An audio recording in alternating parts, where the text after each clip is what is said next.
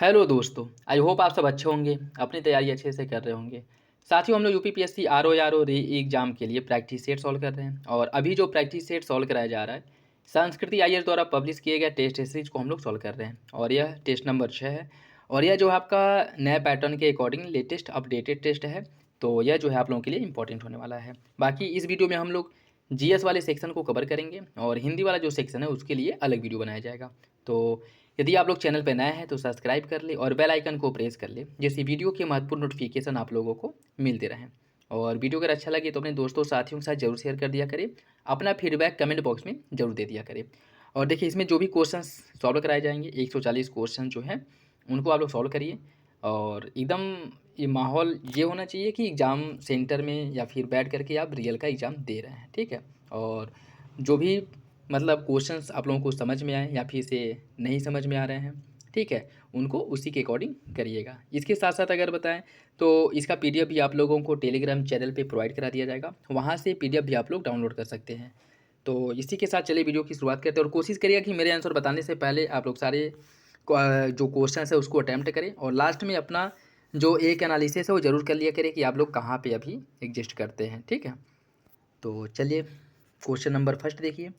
भारतीय प्रायद्वीप के संदर्भ में निम्नलिखित कथनों पर विचार कीजिए। यह मुख्यतः प्राचीन नीस व ग्रेनाइट से बना हुआ है। कैम्ब्रियन कल्प से ही यह भूखंड एक कठोर खंड के रूप में खड़ा है। यह मुख्यतः अवशिष्ट पहाड़ियाँ पाई जाती हैं। कौन सा विकल्प इसका सही है, यह आपको बताना है। इसका सही आंसर हो जाएगा ऑप्शन सी, पहला तीसरा सही, दूसरा गलत हो जाएगा, ठीक है, दूसरा गलत हो जाएगा।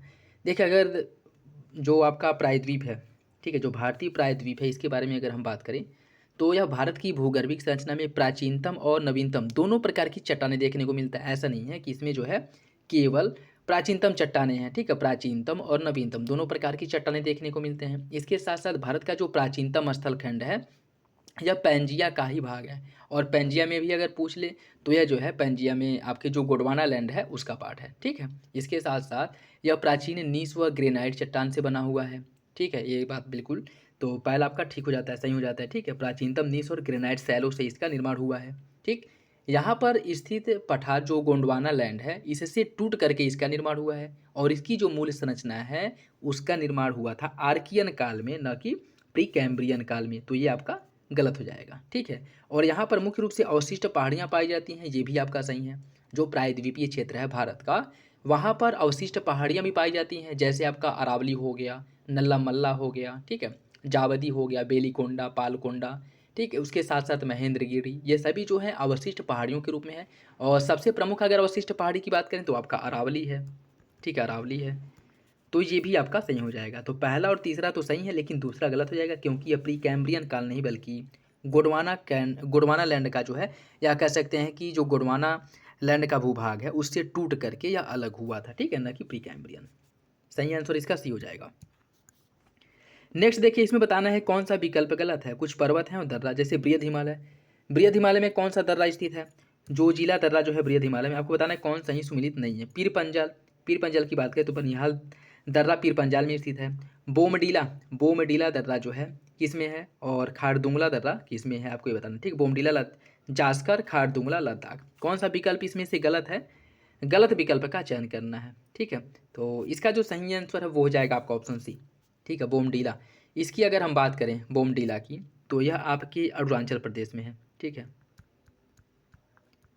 बोमडीला दर्रा है अरुणाचल प्रदेश में, ठीक। और जास्कर का जो पार्ट है या जास्कर में स्थित जो दर्रे हैं वह आपका शिवकीला, ठीक है, शिवकीला और बारालाचला है, शिवकीला और बारालाचला है, ठीक है। और ये दोनों कहाँ पे हैं, ये दोनों हिमाचल प्रदेश में, ठीक है। तो सही आंसर इसका सी हो जाएगा। अरुणाचल हिमालय क्षेत्र के संदर्भ में निम्नलिखित में से विचार कीजिए। यह पर्वत क्षेत्र भूटान हिमालय से लेकर के पूर्व में दिफू दर्रे तक फैला है। इस क्षेत्र की मुख्य चोटियों में कांगतू और नामचा बरवा है। कौन सा विकल्प इसका सही होगा। इसका सही आंसर ऑप्शन सी, दोनों विकल्प सही हो जाएगा, दोनों विकल्प इसका सही है, ठीक है। अगर हिमालय का प्रादेशिक क्षेत्र जो है इनका जो विभाजन हुआ है उसकी हम बात करें तो यहाँ पर कई अनुवर्ती नदियाँ बहती हैं और इन नदियों द्वारा हिमालय पर्वत श्रेणियों को अनुप्रस्थ काट में काट करके गहरी घाटियों या जो खड्डे हैं उनका निर्माण किया गया है। और नदी घाटियों के आधार पर ही सिडनी जो बुरार्ड हैं, एक भूगोल शास्त्री सिडनी बुरार्ड, इनके द्वारा हिमालय पर्वतीय प्रदेश का जो है निम्नलिखित भागों में निर्धारण किया गया था। कह सकते हैं कि इन्होंने डिवाइड किया था कि जो हिमालय का पर्वतीय प्रदेश है इसको मुख्य रूप से इन्होंने 4 भागों में बांटा था। और वो कौन कौन सा है? पंजाब हिमालय, कुमायूं हिमालय, नेपाल हिमालय, ठीक है, और असम हिमालय। इस 4 भागों में बांटा गया था। तो ये क्वेश्चन बन सकता है कि हिमालय को 4 भागों में किसके द्वारा बांटा गया था? सिडनी बुरार्ड द्वारा बांटा गया था। और इसके अंतर्गत अगर ये जो आपके हिमालयी क्षेत्र हैं, ठीक है, या फिर से इनको जो 4 भागों में बांटा गया है, ठीक है, तो स्टार्टिंग से अगर ऊपर से हम देखें तो इसमें आपका जो पंजाब हिमालय है, पंजाब हिमालय का जो विस्तार है वह सिंधु से लेकर के, एक सेकेंड रुकिए, पंजाब हिमालय का जो विस्तार है वह सिंधु नदी से लेकर के सतलज नदी तक है। ठीक है, सिंधु से सतलज तक है पंजाब हिमालय का। ठीक, पंजाब हिमालय का विस्तार है। उसके बाद है आपका पंजाब हिमालय के बाद कुमायूं हिमालय। कुमायूं हिमालय का विस्तार जो है सतलज नदी से लेकर के, सतलज नदी से काली नदी तक का, सतलज से जो है काली नदी तक इसका विस्तार है। ठीक है, सही, इसका किसका? आपका जो पंजाब हिमालय है। उसके बाद है आपका, इसके बाद है आपका नेपाल हिमालय। नेपाल हिमालय है जिसका विस्तार काली नदी से लेकर के, ठीक है, काली नदी से लेकर के इसका जो विस्तार है आपका काली से तीस्ता तक है, तीस्ता तक। ठीक, उसके बाद है आपका असम हिमालय। असम हिमालय, इसका जो विस्तार है तीस्ता नदी से लेकर के आपका इधर जो ब्रह्मपुत्र है, ठीक है, ब्रह्मपुत्रा जो है वहाँ तक इसका विस्तार देखने को मिलता है। ठीक है, तो इसका जो है आपका, ठीक है, याद रखिएगा एक क्वेश्चन बनता रहता है। ठीक है, कि कौन सा ये जो हिमालय को 4 भागों में बांटा गया था, या फिर पंजाब हिमालय, कुमायूं, नेपाल या फिर असम, यह जो है किन नदियों के बीच में स्थित है। ठीक, यह क्वेश्चन बन सकता है। ठीक है, तो इसका जो सही आंसर है वो हो जाएगा आपका ऑप्शन सी। दोनों विकल्प इसके सही हैं। यमुना की अधिकतर सहायक नदियाँ विंध्याचल और कैमूर श्रेणियों से निकलती हैं। निम्नलिखित में से कौन सी एकमात्र चंबल की मुख्य सहायक नदी है जो पश्चिमी अरावली से निकलती है? कौन सा विकल्प इसका सही होगा? कूट के हिसाब से आपको, एक सेकेंड, इसमें आपको बताना है कौन सा विकल्प इसका सही है, कूट के हिसाब से नहीं बताना है। ठीक है, देखिए इसका जो सही आंसर है वो हो जाएगा ऑप्शन ए। बनास नदी पश्चिमी अरावली से निकलती है और यह यमुना की एक महत्वपूर्ण सहायक नदी है, सॉरी, चंबल की एक महत्वपूर्ण सहायक नदी है जो पश्चिमी अरावली से निकलती है। ठीक है, सही आंसर इसका हो जाएगा ऑप्शन ए, बनास। ठीक है, यमुना नदी की अगर हम बात करें तो यह जो है गंगा की सबसे लंबी सहायक नदी है और यह गंगा के पश्चिम में बहती है और बाद में यह गंगा के दक्षिण में बहती हुई प्रयागराज के निकट इसके दाएं तट पर मिल जाती है। यमुना नदी का उद्गम जो यमुनोत्री हिमानी के बंदरपुछ ग्लेशियर से होता है। ठीक है, उसके साथ साथ हिमालय क्षेत्र से निकलने वाली टून्स यह हिमालय क्षेत्र में यमुना की सबसे बड़ी सहायक नदी है जो कालसी के निकट इससे मिलती है। और मैदानी भाग में विंध्याचल श्रेणी से निकलने वाली जो 4 प्रमुख नदियाँ हैं यह यमुना के दाहिने तट से निकलती हैं। पश्चिम से पूर्व की ओर जो नदियों का क्रम है उसकी अगर हम बात करें, किसकी सहायक नदियां हैं? यमुना की। और इनका क्रम पश्चिम से पूर्व कौन कौन सा है? चंबल, सिंध, बेतवा और केन। ठीक है, यह जो यमुना नदी में पश्चिम से मिलती हैं। ठीक है, पश्चिम से पूर्व में।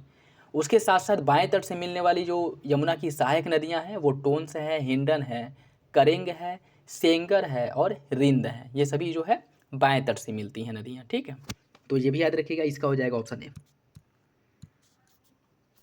चिल्का और केवलादेव राष्ट्रीय पार्क अंतर्राष्ट्रीय महत्व की आर्द्रभूमियों की अभिसमय के अंतर्गत रक्षित हैं। मैंग्रोव वनस्पति लवणकक्ष, ज्वारी संकरी खाड़ी, पंख मैदान और ज्वार नदमुख के तटीय क्षेत्रों में पाए जाते हैं। कौन सा विकल्प इसका सही होगा? इसका जो सही आंसर वो हो जाएगा ऑप्शन सी। पहला दूसरा दोनों आपका सही हो जाएगा। ठीक है, दोनों जो है सही, ऑप्शन सी हो जाएगा। लैटराइट मृदा के बारे में देखिए, यह मृदा उष्णकटिबंधीय वर्षा के कारण हुए तीव्र निच्छालन का परिणाम है। यह मृदा उच्च तापमान और भारी वर्षा के क्षेत्रों में विकसित हुआ है। कौन सा विकल्प इसका सही होगा? इसका जो सही आंसर है वो हो जाएगा ऑप्शन ए।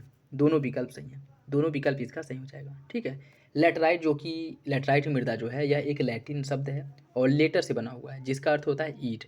और ये जो मृदा है यह उष्णकटिबंधीय वर्षावन के कारण तीव्र निच्छालन के कारण लैटराइट मृदा का निर्माण होता है, जहाँ पे जो खनिज पदार्थ हैं, जो खनिज हैं, जैसे लोहा हो गए, बाकी यानी जो खनिज हैं वो मृदा की ऊपरी परत पर आ जाते हैं। ठीक है, मृदा के ऊपरी परत पे आ जाते हैं। वर्षा के साथ जो चूना हो गया, सिलिका, इनका निक्षालन हो जाता है, या यह जो है बह करके या तो कहीं और डिपॉजिट हो जाते हैं या फिर मृदा के आंतरिक भाग में चले जाते हैं। और ऊपर ऑक्साइड एल्युमिनियम हो गए, ठीक है, उसके साथ साथ जो आयरन है, इनसे भरपूर मृदा बच जाती है और इसी मृदा को लैटराइट मृदा कहा जाता है। वैसे अगर खाद्यान्न उत्पादन की दृष्टि से देखा जाए, खाद्यान्न उत्पादन की दृष्टि से यह मृदा बहुत ज़्यादा मतलब अच्छी नहीं होती, मतलब उपजाऊ नहीं होती है।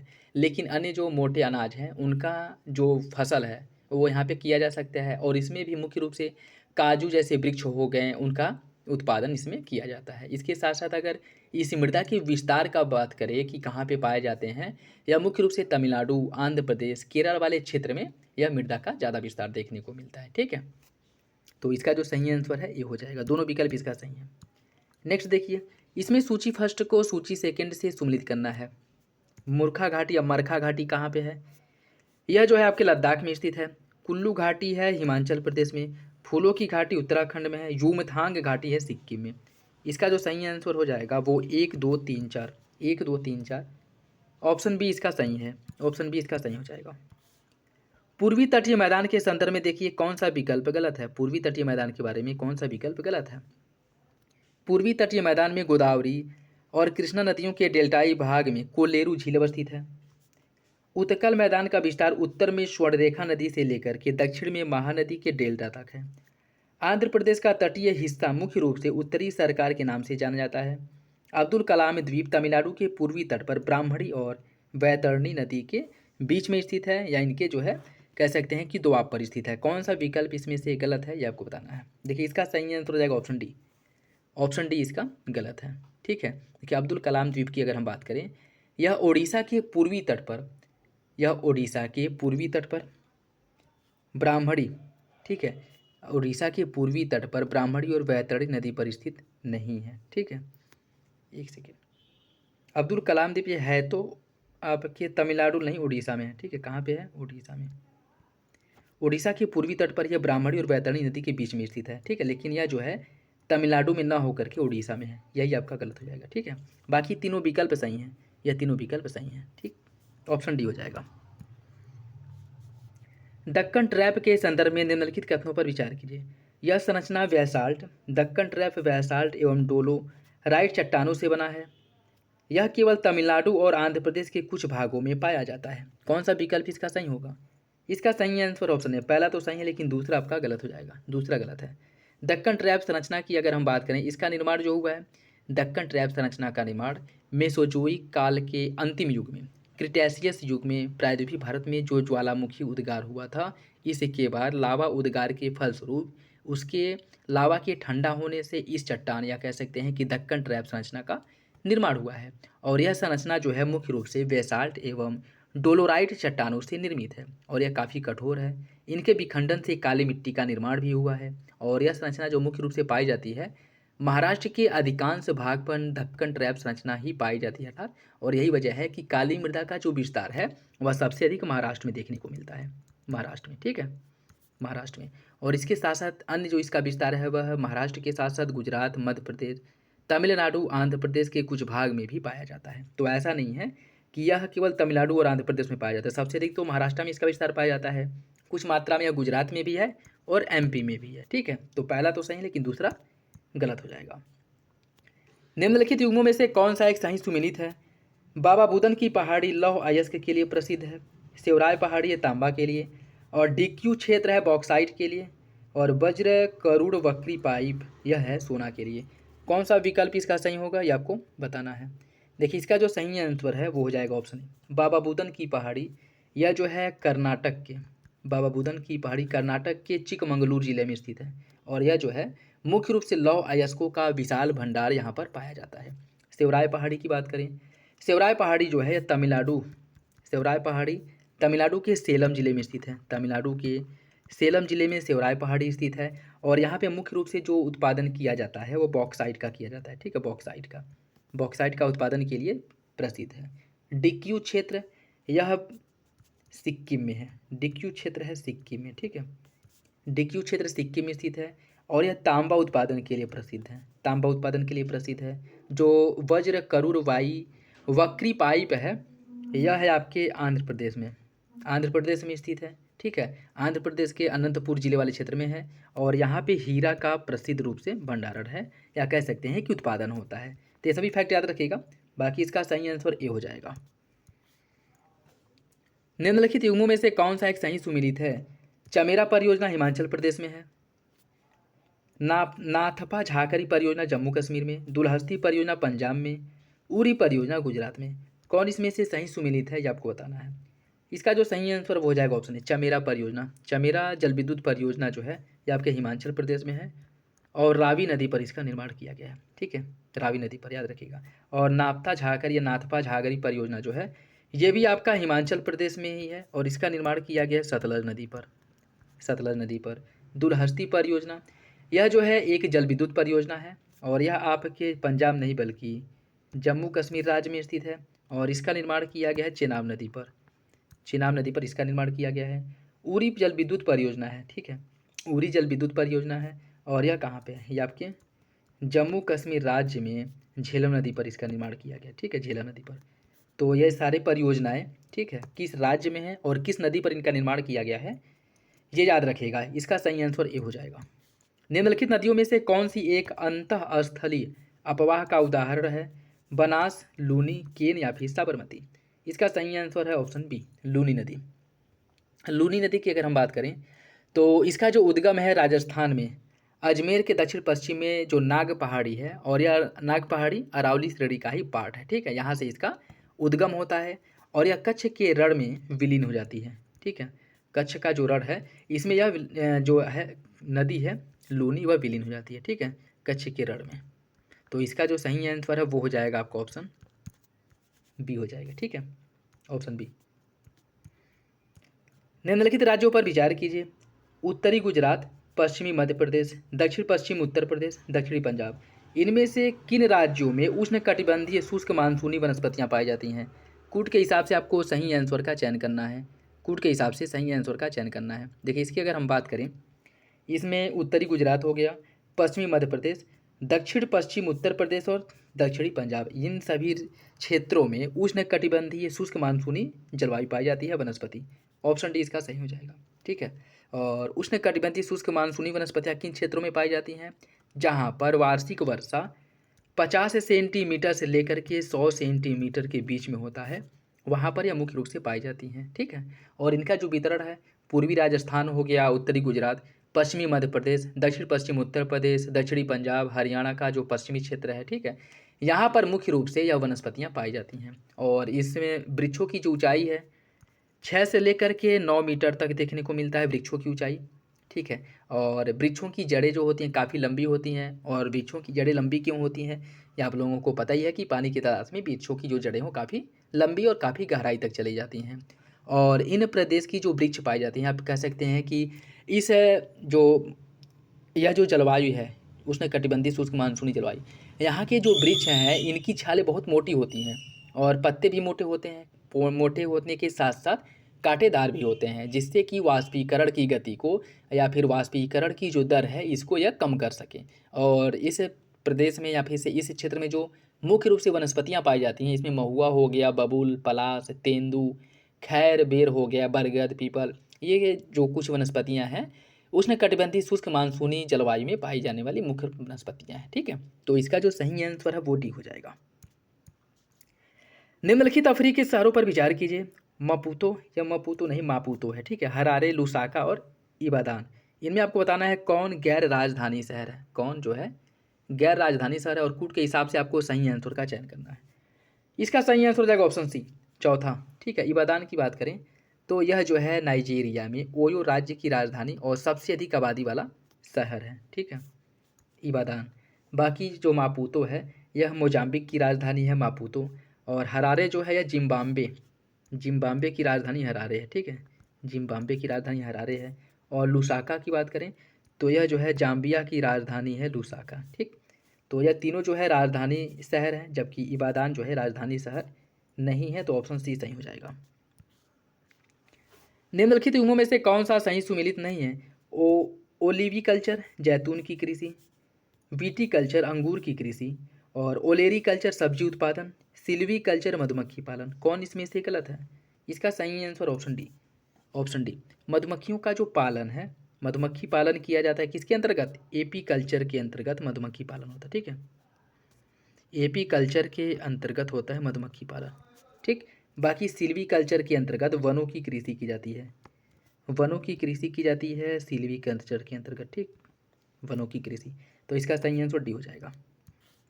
नेहरू रिपोर्ट के बारे में देखिए, विधानमंडलों में मुस्लिम प्रतिनिधियों के लिए आरक्षण की व्यवस्था, केंद्रीय विधानसभा में 1/3 संख्या अल्पसंख्यकों के लिए आरक्षित करना, संविधान संघात्मक तथा अवशिष्ट शक्तियां प्रांत में निहित होंगी, संयुक्त निर्वाचन प्रणाली। नेहरू रिपोर्ट की जो विशेषता है आपको बताना है और कूट के हिसाब से सही आंसर का चयन करना है। देखिए, इसका जो सही आंसर है वो हो जाएगा ऑप्शन ए। विधानमंडल में मुस्लिम प्रतिनिधियों के लिए आरक्षण की व्यवस्था करने की बात की गई थी।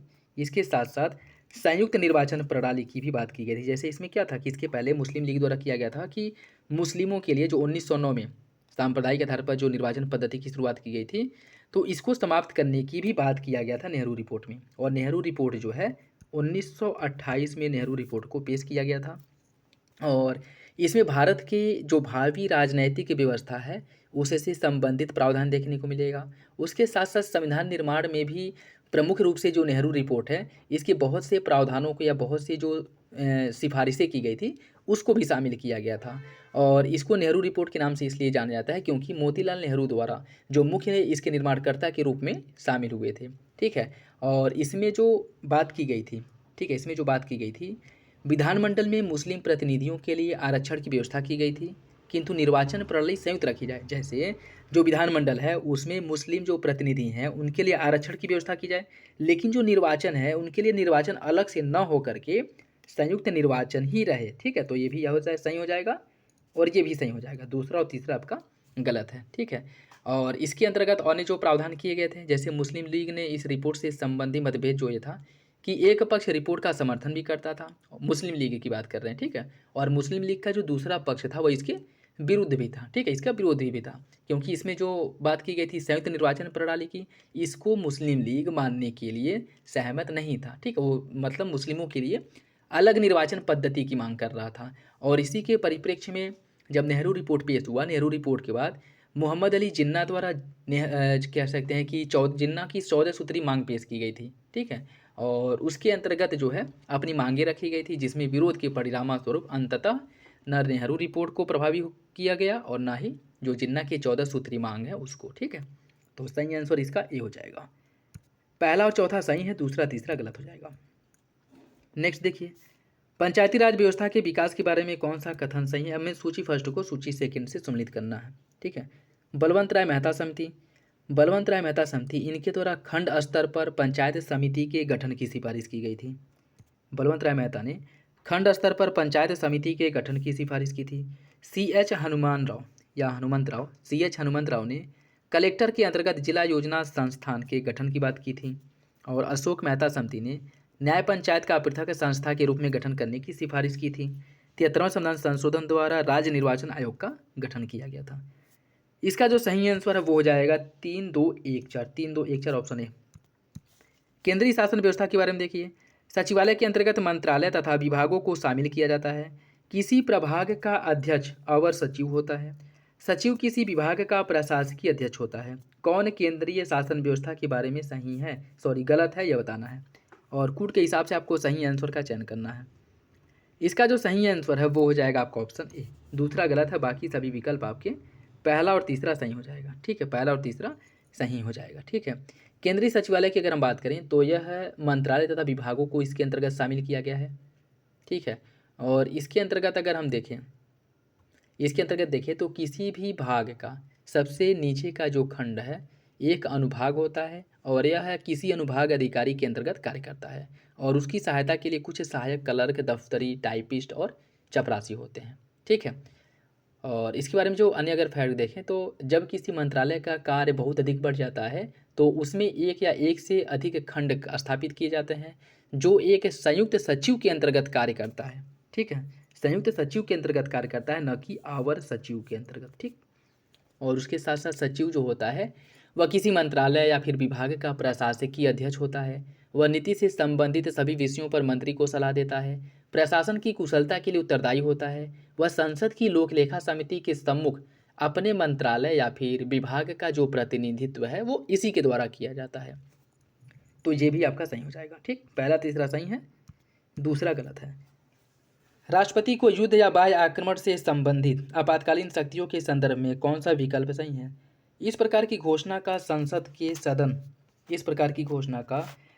के सदनों में से अधिकतम 30 दिन के अंतर्गत स्वीकृति मिल जानी चाहिए। इस प्रकार की आपातकाल की अवधि 6 माह तक बढ़ाई जा सकती है। कौन सा विकल्प इसका सही होगा? देखिए, इसकी अगर हम बात करें, इसका जो सही आंसर है वो हो जाएगा आपका ऑप्शन सी।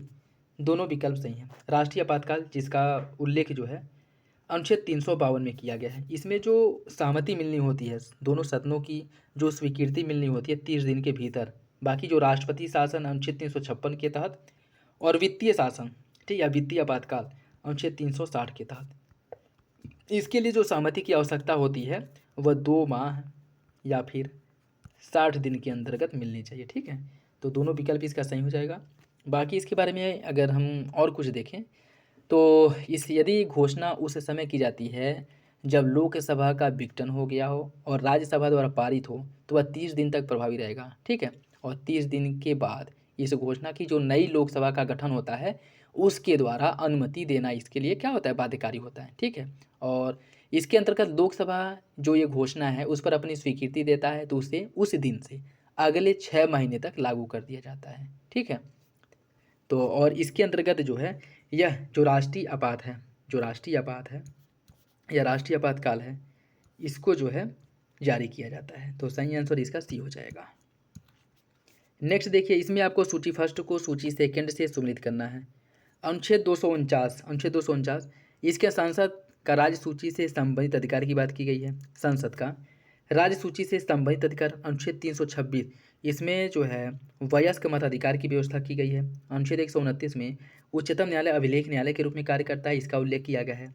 अनुच्छेद 371 बी जो है इसमें असम राज्य को विशेष अधिकार दिया गया है। ठीक है, या कह सकते हैं कि विशेष राज्य का दर्जा दिया गया है। ठीक, तो इसका जो सही आंसर वो हो जाएगा आपका ऑप्शन है 1, 2, 3, 4। बाकी अनुच्छेद 249 जिसमें प्रावधान किया गया है कि राज्यसभा उपस्थित एवं मत देने वाले सदस्यों की 2/3 बहुमत से अगर प्रस्ताव पारित करता है तो सार्वजनिक महत्व के किसी अति आवश्यक विषय पर संसद द्वारा कानून बनाया जा सकता है। ठीक है, वयस्क मताधिकार आपका 326 में है। 129 में उच्चतम न्यायालय का उल्लेख किया गया है। 371 बी में असम का उल्लेख किया गया है। बाकी देखिए, जो विशेष राज्य हैं जिनको विशेष राज्य का दर्जा दिया गया है, या कह सकते हैं कि उनके लिए जो विशेष प्रावधान किया गया है और संविधान के जो अनुच्छेद हैं उनको अगर हम देखें तो देखिए अनुच्छेद 371, इसमें जो है अनुच्छेद 371 में गुजरात और महाराष्ट्र के लिए विशेष प्रावधान किया गया है।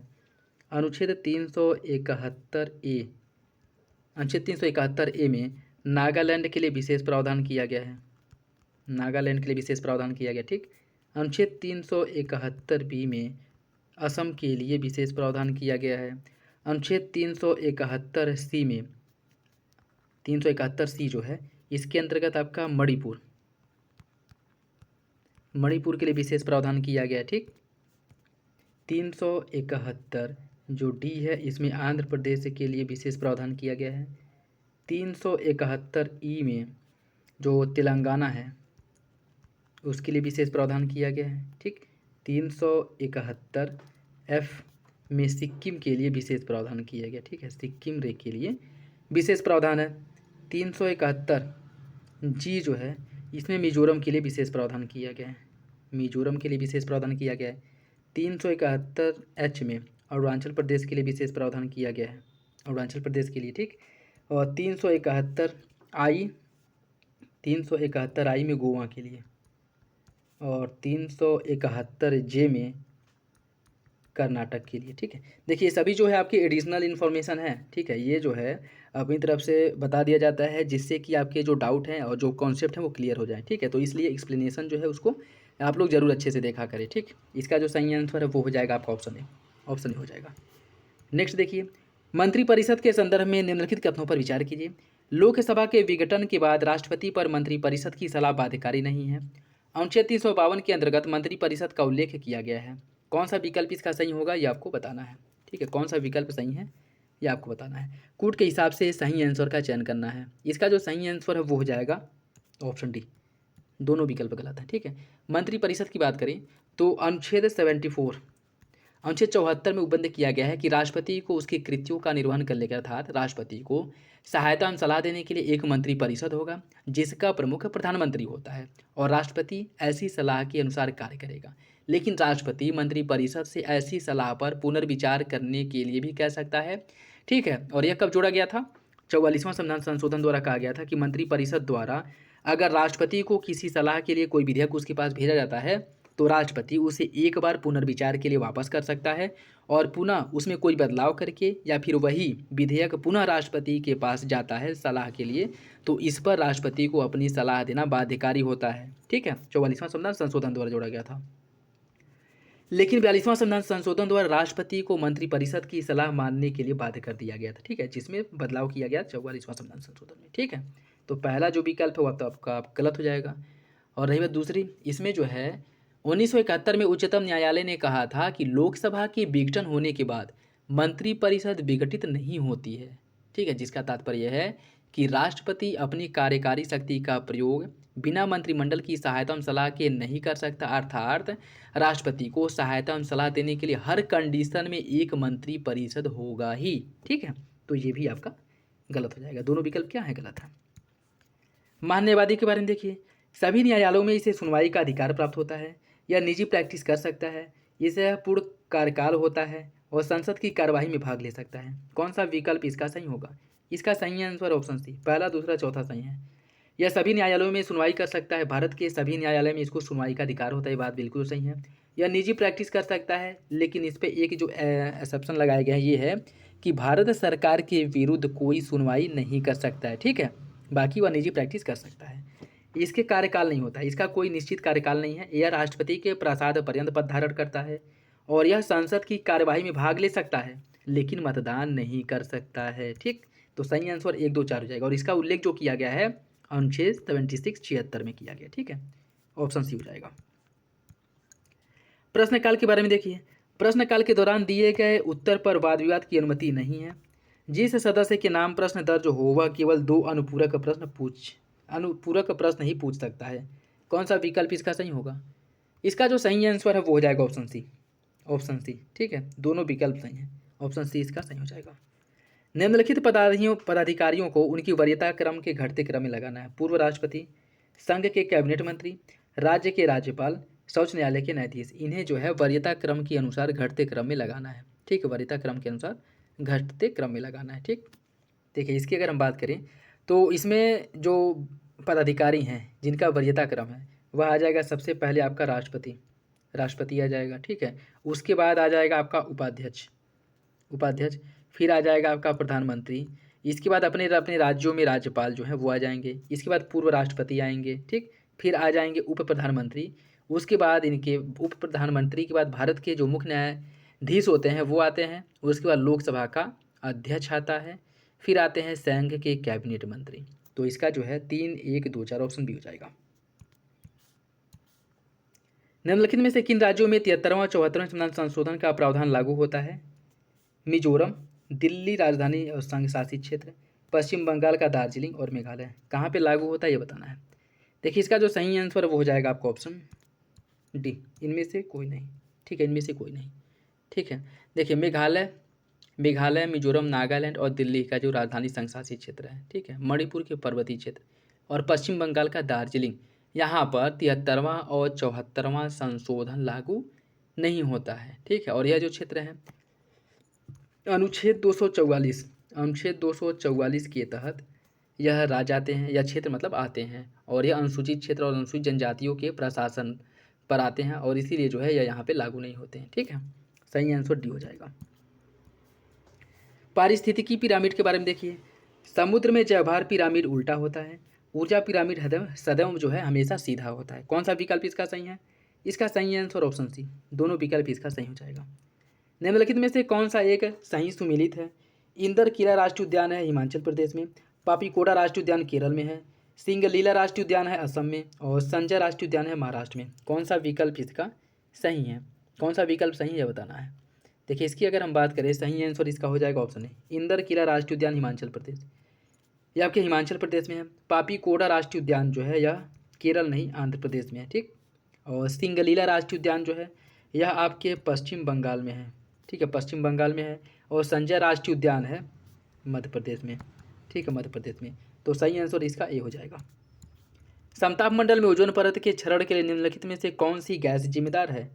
समताप मंडल में जो ओजोन गैस है उसके क्षरण के लिए जो मुख्य गैस है वो आपकी क्लोरोफ्लोरोकार्बन CFC है, CFC, ठीक है। ऑप्शन सी इसका सही हो जाएगा। और ओजोन परत की अगर हम बात करें, ओजोन की जो सांद्रता है वह 15 से लेकर के 35 किलोमीटर की ऊंचाई तक सबसे अधिक होती है, ठीक है।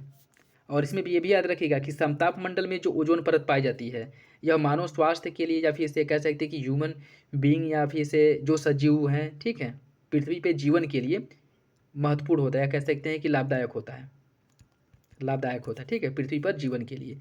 लेकिन जो आपके क्षोभ मंडल में जो ओजोन पाया जाता है क्षोभ मंडल में, यह जो है मानव स्वास्थ्य या फिर पृथ्वी पर जीवन के लिए हानिकारक होता है, ठीक है। तो ये याद रखिएगा। इसका सही आंसर सी हो जाएगा, क्लोरोफ्लोरोकार्बन CFC। निम्नलिखित में से कौन सा एक सही सुमेलित नहीं है। पुस्तैज घास का मैदान हंगरी में है, डाउन्स है ऑस्ट्रेलिया में, सवाना है अफ्रीका में, और कैंटरबरी है ब्राज़ील में। कौन इसमें से गलत है। इसका जो सही आंसर है वो हो जाएगा ऑप्शन डी, कैंटरबरी। कैंटरबरी कहाँ पे है, यह आपके न्यूजीलैंड में है। कहाँ पे है, कैंटरबरी है न्यूजीलैंड में, ठीक है, न्यूजीलैंड में है। तो ये आपका गलत हो जाएगा, ठीक है। बाकी आपके पुस्तैज हंगरी में है, डाउन्स ऑस्ट्रेलिया में, सवाना अफ्रीका में है, कैंटरबरी न्यूजीलैंड में है, और ब्राज़ील की ब्राज़ील में जो है कैंपोस घास का मैदान है, ठीक है, कैंपोस। इसका ऑप्शन डी हो जाएगा। राष्ट्रीय उद्यान के संदर्भ में देखिए, राज्य सरकार वन्यजीव संरक्षण अधिनियम 1972 के तहत किसी क्षेत्र को राष्ट्रीय उद्यान घोषित कर सकता है। यह क्षेत्र मानवीय हस्तक्षेप से संरक्षित होने के कारण पूर्णतः अपरिवर्तित होता है। कौन सा विकल्प इसका सही होगा। कूट के हिसाब से आपको सही आंसर का चयन करना है, ये हो जाएगा आपका ऑप्शन सी। दोनों विकल्प सही हैं। देखिए जो राष्ट्रीय उद्यान है इसमें मानवीय हस्तक्षेप पूरी तरह से प्रतिबंधित होता है, ठीक है, पूरी तरह से प्रतिबंधित होता है। तो सही आंसर इसका सी हो जाएगा। निम्नलिखित युग्मों रोग पादप में कौन एक सही सुमेलित नहीं है। कैंकर रोग होता है नींबू में, टुंडू रोग होता है गेहूं में, सैंथिल रोग होता है आलू में, और अंगमारी रोग होता है सेब में। कौन सा विकल्प गलत है। इसका सही आंसर है ऑप्शन डी। ऑप्शन डी इसका सही हो जाएगा, ठीक है, ऑप्शन डी गलत हो जाएगा। अंगमारी रोग की अगर हम बात करें तो यह जो है अंगमारी रोग चावल में होता है, चावल में होता है अंगमारी रोग। बाकी सेब में जो अग्नि नीरजा रोग हो गया, इरवीनिया नामक जीवाणु के कारण होता है। तो अग्नि नीरजा रोग सेब में होता है और वो भी इरवीनिया नामक जीवाणु के कारण, और अंगमारी रोग जो है चावल में होता है, जैंथोमोनास ओराइजी नामक जीवाणु के कारण। Option D. निम्नलिखित युग्मों में से कौन सा विकल्प गलत है। इरेप्सिन प्रोटीन एवं पेप्टोन का एमिनो अम्ल में परिवर्तन करता है। माल्टोज माल्टोज का ग्लूकोज में, सुक्रेज सुक्रोज को ग्लूकोज और फ्रक्टोज में, लाइकेज या लाइपेज लैक्टोज का ग्लूकोज और गैलेक्टोज में। कौन सा विकल्प इसका गलत है। इसका सही आंसर ऑप्शन डी। इसका सही आंसर डी हो जाएगा, ठीक है। लाइपेज की अगर हम बात करें, यह जो है इमल्सीकृत वसाओं को ग्लिसरीन और फैटी एसिड में परिवर्तित करता है, ठीक है। इमल्सीकृत वसा जो है फैट है, इनको ग्लिसरीन और फैटी एसिड में कन्वर्ट करता है। सही आंसर डी हो जाएगा। इंसुलिन के संदर्भ में देखिए, यह रक्त में शर्करा की मात्रा को निर्धारित करता है। इसके अत्यधिक स्त्रावण से मधुमेह नामक रोग होता है। सही आंसर क्या है। सही आंसर हो जाएगा आपका ऑप्शन है, पहला सही है दूसरा गलत है, ठीक है, पहला सही हो जाएगा दूसरा गलत है। बाकी अगर हम बात करें तो इंसुलिन यह अग्नाशय मानव शरीर की दूसरी जो सबसे बड़ी ग्रंथि है। इसकी प्रमुख विशेषता यह है कि यह एक साथ अंतःस्रावी नलिका विहीन और बहिःस्रावी नलिका दोनों प्रकार की ग्रंथि है, ठीक है। तो अग्नाशय अंतःस्रावी और बहिःस्रावी दोनों प्रकार की ग्रंथि के अंतर्गत आता है। और अग्नाशय से ही जो अग्नाशय के जो लंगरहैंस की द्वीपिका है उसके बीटा कोशिका से जो इंसुलिन है इसका स्त्रावण होता है, ठीक है। और अग्नाशय में 3 प्रकार के कोशिकाएं पाई जाती हैं, अल्फा बीटा और गामा, ठीक है। अल्फा कोशिका की अगर हम बात करें इससे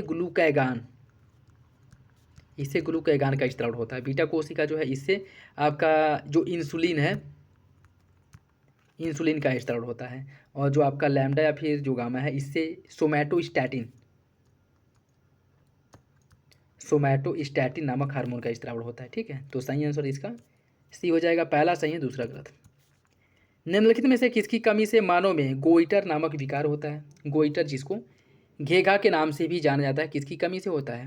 देखिए इसका जो सही, एक सेकेंड, इसका जो सही आंसर हो जाएगा आपका ऑप्शन सी, आयोडीन की कमी से। ठीक है, ऑप्शन सी हो जाएगा। मानव नेत्र के बारे में देखिए, नेत्र में प्रवेश करने वाली प्रकाश किरणों का अधिकांश अपवर्तन कार्निया के आंतरिक पृष्ठ पर होता है। अभिनेत्र लेंस रेटिना पर किसी वस्तु का सीधा तथा वास्तविक प्रतिबिंब बनता है। कौन सा विकल्प इसका सही है?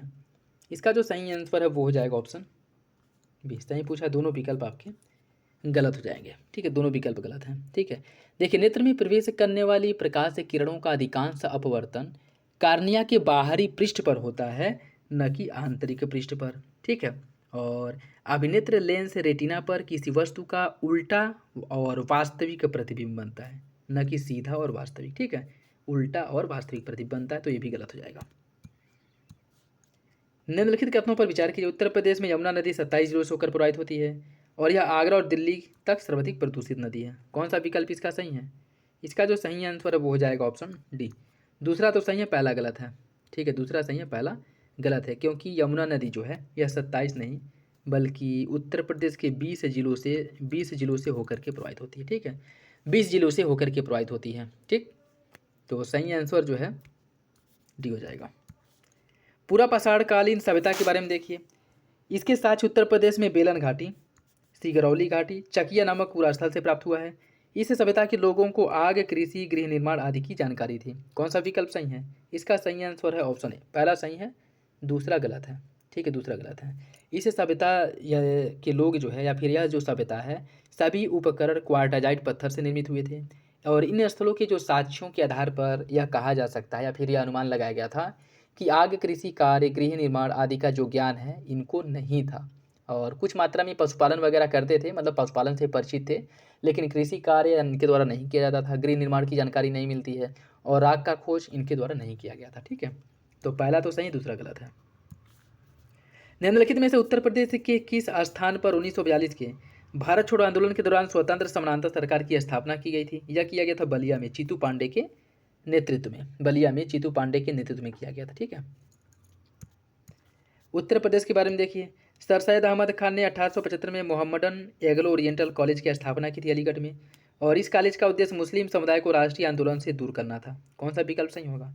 इसका सही आंसर है ऑप्शन है, पहला सही है, दूसरा गलत है। इस कॉलेज का जो उद्देश्य था यह था कि जो मुस्लिम समुदाय है इनको आधुनिक शिक्षा देना, ठीक है, आधुनिक शिक्षा देना और उसके साथ साथ अंग्रेजों की सहायता से मुस्लिमों को शिक्षित करना और उनके जो है पाश्चात्य शिक्षा पद्धति जो है और पाश्चात्य ज्ञान से क्या करना, अवगत कराना। ठीक है, तो पहला तो सही लेकिन दूसरा गलत हो जाएगा। फतेहपुर सीकरी में निम्नलिखित में से किसका निर्माण अकबर ने नहीं करवाया था? पंचमहल, खास महल, जोधाबाई महल और मोती मस्जिद। कौन सा विकल्प इसका सही होगा? देखिए इसका जो सही आंसर वो हो जाएगा आपका ऑप्शन डी, मोती मस्जिद। मोती मस्जिद का निर्माण जो है शाहजहां ने आगरा के किले में ताजमहल, दीवाने आम, दीवाने खास और मोती मस्जिद का निर्माण कराया था। ठीक है, तो मोती मस्जिद का जो निर्माण है शाहजहां द्वारा कराया गया था। ठीक है, शाहजहां द्वारा। ठीक, इसका सही आंसर डी हो जाएगा। हाल ही में चर्चा में रहा लीफ हॉपर और प्लांट हॉपर क्या है? लीफ हॉपर, प्लांट हॉपर या कीट की एक प्रजाति है। ठीक है, और इसकी जो खोज है कहाँ पे की गई थी? पश्चिम बंगाल में, और यह मुख्य रूप से जो तिल के फूल होते हैं उनको प्रभावित करता है। ऑप्शन ए हो जाएगा। केन बेतवा नदी जोड़ो परियोजना जो राष्ट्रीय परियोजना है, इस पर देखिए, यह जो परियोजना है इसका शुभारंभ खजुराहो से किया गया था और यह परियोजना उत्तर प्रदेश के बादा, महोबा, ललितपुर और झांसी जैसे जिलों को लाभान्वित करेगा। कौन सा विकल्प इसका सही है? इसका सही आंसर ऑप्शन डी, दोनों विकल्प सही हो जाएगा। ठीक है, दोनों विकल्प जो है सही है। निम्नलिखित में से हॉर्नबिल महोत्सव के 25 वर्ष पूरे हुए हैं और यह महोत्सव किस राज्य में मनाया गया था? हॉर्नबिल महोत्सव जो है प्रत्येक वर्ष नागालैंड में मनाया जाता है। ऑप्शन ए इसका सही हो जाएगा। ठीक है, और इस वर्ष जो मनाया गया था वह 5 दिसंबर 2024 को मनाया गया था नागालैंड में। ऑप्शन ए, 25 वर्ष इसके पूरे होने के उपलक्ष्य में। ठीक, नमो दीदी ड्रोन योजना के बारे में देखिए, यह योजना 2025-26 तक जारी रहेगा और इसके लिए 1261 करोड़ रुपये का आवंटन किया गया है। कौन सा विकल्प सही है? इसका सही आंसर हो जाएगा ऑप्शन डी, दोनों विकल्प सही हैं, दोनों विकल्प। नेफिथ्रोमाइसिन, नेफिथ्रोमाइसिन या क्या है? नेफिथ्रोमाइसिन क्या, यह बताना है। देखिए यह जो है आपका एक स्वदेशी एंटीबायोटिक है, स्वदेशी एंटीबायोटिक। ऑप्शन ए हो जाएगा। जून 2024 में निम्नलिखित में से किस शहर को आधिकारिक तौर पर भारत का पहला यूनेस्को साहित्य शहर घोषित किया गया था? भारत का पहला यूनेस्को साहित्य शहर किसे घोषित किया गया था? देखो उस समय चर्चा में था, वो आपका केरल का कोझिकोड है। ठीक है, केरल का कोझिकोड, ऑप्शन बी हो जाएगा। कुछ महत्वपूर्ण दिवस दिए गए हैं और दिनांक दिया गया, उन्हें आपको सम्मिलित करना है। अंतर्राष्ट्रीय प्रवासी दिवस कब मनाया जाता है? यह मनाया जाता है आपका 18 दिसंबर को। विश्व उपभोक्ता अधिकार दिवस 15 मार्च को। अंतर्राष्ट्रीय सहकारिता दिवस 6 जुलाई और विश्व रेबीज दिवस 28 सितंबर। सही आंसर 4312, ऑप्शन बी 4312। निम्नलिखित में से किस भारतीय शहर को आर्द्रभूमि संरक्षण पर केंद्रित एक अंतर सरकारी संधि रामसर कन्वेंशन के तहत आर्द्रभूमि शहरों के रूप में अंतर्राष्ट्रीय मान्यता दी गई है? या किसे मान्यता दिया गया? यह दिया गया है उदयपुर और इंदौर को, ऑप्शन डी हो जाएगा, उदयपुर और इंदौर को। पद्म पुरस्कार से सम्मानित डॉक्टर के.एस. मणिलाल का निधन हो गया। वह जो है किस व्यवसाय से संबंधित है, मतलब उनका जो संबंध था या किस क्षेत्र से वो संबंधित है, यह बताना है। देखिए इनका संबंध था, यह एक प्रसिद्ध वनस्पति वैज्ञानिक थे, ऑप्शन ए इसका सही हो जाएगा। Logistic is a cross different states 2024 जो रिपोर्ट है, इसके अंतर्गत तेजी से विकास करने वाले तटीय समूह वाले राज्यों में कौन से राज्य शामिल हैं? गोवा, आंध्र प्रदेश, ओडिशा और तमिलनाडु। इसमें शामिल है आपका गोवा और आंध्र प्रदेश, गोवा और आंध्र प्रदेश, ऑप्शन ए हो जाएगा। लाइसोसोम को कोशिका की आत्मघाती थैली कहा जाता है। जब कोशिकाएं क्षतिग्रस्त या मृत हो जाती हैं तो लाइसोसोम फट जाता है और एंजाइम अपनी ही कोशिकाओं का क्या भक्षण कर लेता है या फिर उन्हें उनका पचित कर लेता है। कौन सा विकल्प इसका सही होगा? इसका जो सही आंसर है वो हो जाएगा आपका ऑप्शन ए। कथन और कार्य दोनों सही और आर्य की सही व्याख्या करता है। मानव के उद्भव और विकास पर विचार कीजिए और इन्हें आरोही क्रम में बताइए। प्राइमेट, वनमानुष, आदिमानव और होमोसैपियंस, इन्हें आपको क्रम से लगाना है। मानव का जो विकास है उसको जो है क्रम से लगाना है। ठीक है, देखिए इसमें अगर हम बात करें तो वनमानुष से पहले नंबर पे आ जाएंगे। ठीक है, उसके बाद है आपका प्राइमेट, दूसरे नंबर पे आ जाएंगे। ठीक है, प्राइमेट, आदिमानव तीसरे नंबर पे और होमोसैपियंस जो है मानव का निकटतम पूर्वज है, या चौथे नंबर पे आ जाएगा। इसका सही आंसर है 2, 1, 3, 4, ऑप्शन सी, ऑप्शन सी। शैवालों के बारे में देखिए। नाइट्रोजन स्थिरीकरण करने वाले नीलहरी शैवाल धान के खेत में पाए जाते हैं। अंतरिक्ष यात्री अपनी यात्रा के दौरान अंतरिक्ष में क्लोरेला नामक शैवाल से ऑक्सीजन प्राप्त करते हैं। कौन सा विकल्प इसका सही होगा? देखिए इसका जो सही आंसर है वो हो जाएगा ऑप्शन ए, दोनों विकल्प सही हैं। ठीक है, दोनों विकल्प सही हैं। शैवाल की अगर हम बात करें तो यह क्लोरोफिल युक्त सरल थायलॉइड सोपोसी और मुख्यतः एक जलीय जीव है। नीलहरी शैवाल जो नाइट्रोजन स्थिरीकरण करने वाला शैवाल है और यह मुख्य रूप से धान के खेत में पाया जाता है। क्लोरेला की अगर हम बात करें तो ऑक्सीजन और भोजन के रूप में इसका उपयोग किया जाता है। क्लोरेला इस शैवाल में जो है प्रोटीन की प्रचुर मात्रा भी पाई जाती है, तो दोनों विकल्प सही हो जाएगा। कौन एंजाइम्स अग्नाशय रस में नहीं पाया जाता है? लैक्टेस, ट्रिप्सिन, एमाइलेज या फिर कार्बोक्सी पेप्टिडेट्स। कौन सा विकल्प इसका सही होगा? देखिए अग्नाशय में लैक्टेस जो है नहीं पाया जाता है। ठीक है, अग्नाशय में लैक्टेस नहीं पाया जाता है। यह इसकी अगर हम बात करें लैक्टेस या लैक्टेज की, तो यह स्तनधारियों की छोटी आंत में पाया जाता है और यह एंजाइम चयापचय जो क्रिया है उसको उत्प्रेरित करता है। ठीक है, सही आंसर ये हो जाएगा। निम्नलिखित में से किसमें कीरेटिन प्रोटीन पाया जाता है? कीरेटिन प्रोटीन पाया जाता है ऊन में, बाल, रेशम सभी में पाया जाता है। ऑप्शन डी इसका सही हो जाएगा। निम्नलिखित में से किस विटामिन की कमी से मानव शरीर में बेरी बेरी नामक रोग होता है? मानव शरीर में बेरी बेरी नामक जो रोग है किसकी कमी से होता है? होता है विटामिन B1 की कमी से। ठीक है, विटामिन B1 इसकी कमी से बेरी बेरी रोग होता है। विटामिन B2 की अगर हम बात करें तो इससे ओष्ठ विदरण यानी किलोसिस रोग होता है। विटामिन B6 की कमी से मरोड़ पड़ना। ठीक है, विटामिन B12 की कमी से RBC में हीमोग्लोबिन की कमी हो जाती है। ठीक है, जिसे रक्ताल्पता भी कहा जाता है। Option A. निम्नलिखित में से कौन सा यंत्र रासायनिक ऊर्जा को विद्युत ऊर्जा में बदलता है? बैटरी, विद्युत मोटर, जनरेटर या फिर सौर सेल। कौन रासायनिक ऊर्जा को विद्युत ऊर्जा में बदलता है? बैटरी। बैटरी जो है यह रासायनिक ऊर्जा को विद्युत ऊर्जा में बदलता है। ऑप्शन ए इसका सही हो जाएगा, ऑप्शन ए सही हो जाएगा। भूपर्पटी में निम्नलिखित में से किस धातु की बहुलता पाई जाती है? भूपर्पटी में सबसे अधिक मात्रा में पाया जाता है एल्यूमिनियम, ऑप्शन ए। कौन सा विटामिन जल में विलेय है? कौन सा ये हो जाएगा आपका विटामिन ए। विटामिन बी और सी, विटामिन बी और सी यह जल में विलेय है। Option A. अधिक ऊंचाई पर रहने वाले लोगों की रुधिर में ऑक्सीजन की सांद्रता बढ़ जाती है। इन स्थानों पर ऑक्सीजन का आंशिक दाब सतही स्थानों से कम होता है। कौन सा विकल्प इसका सही है? इसका जो सही आंसर है वो हो जाएगा आपका ऑप्शन डी। पहला गलत है, दूसरा सही है। ठीक है, उसमें बढ़ता नहीं बल्कि कम हो जाता है।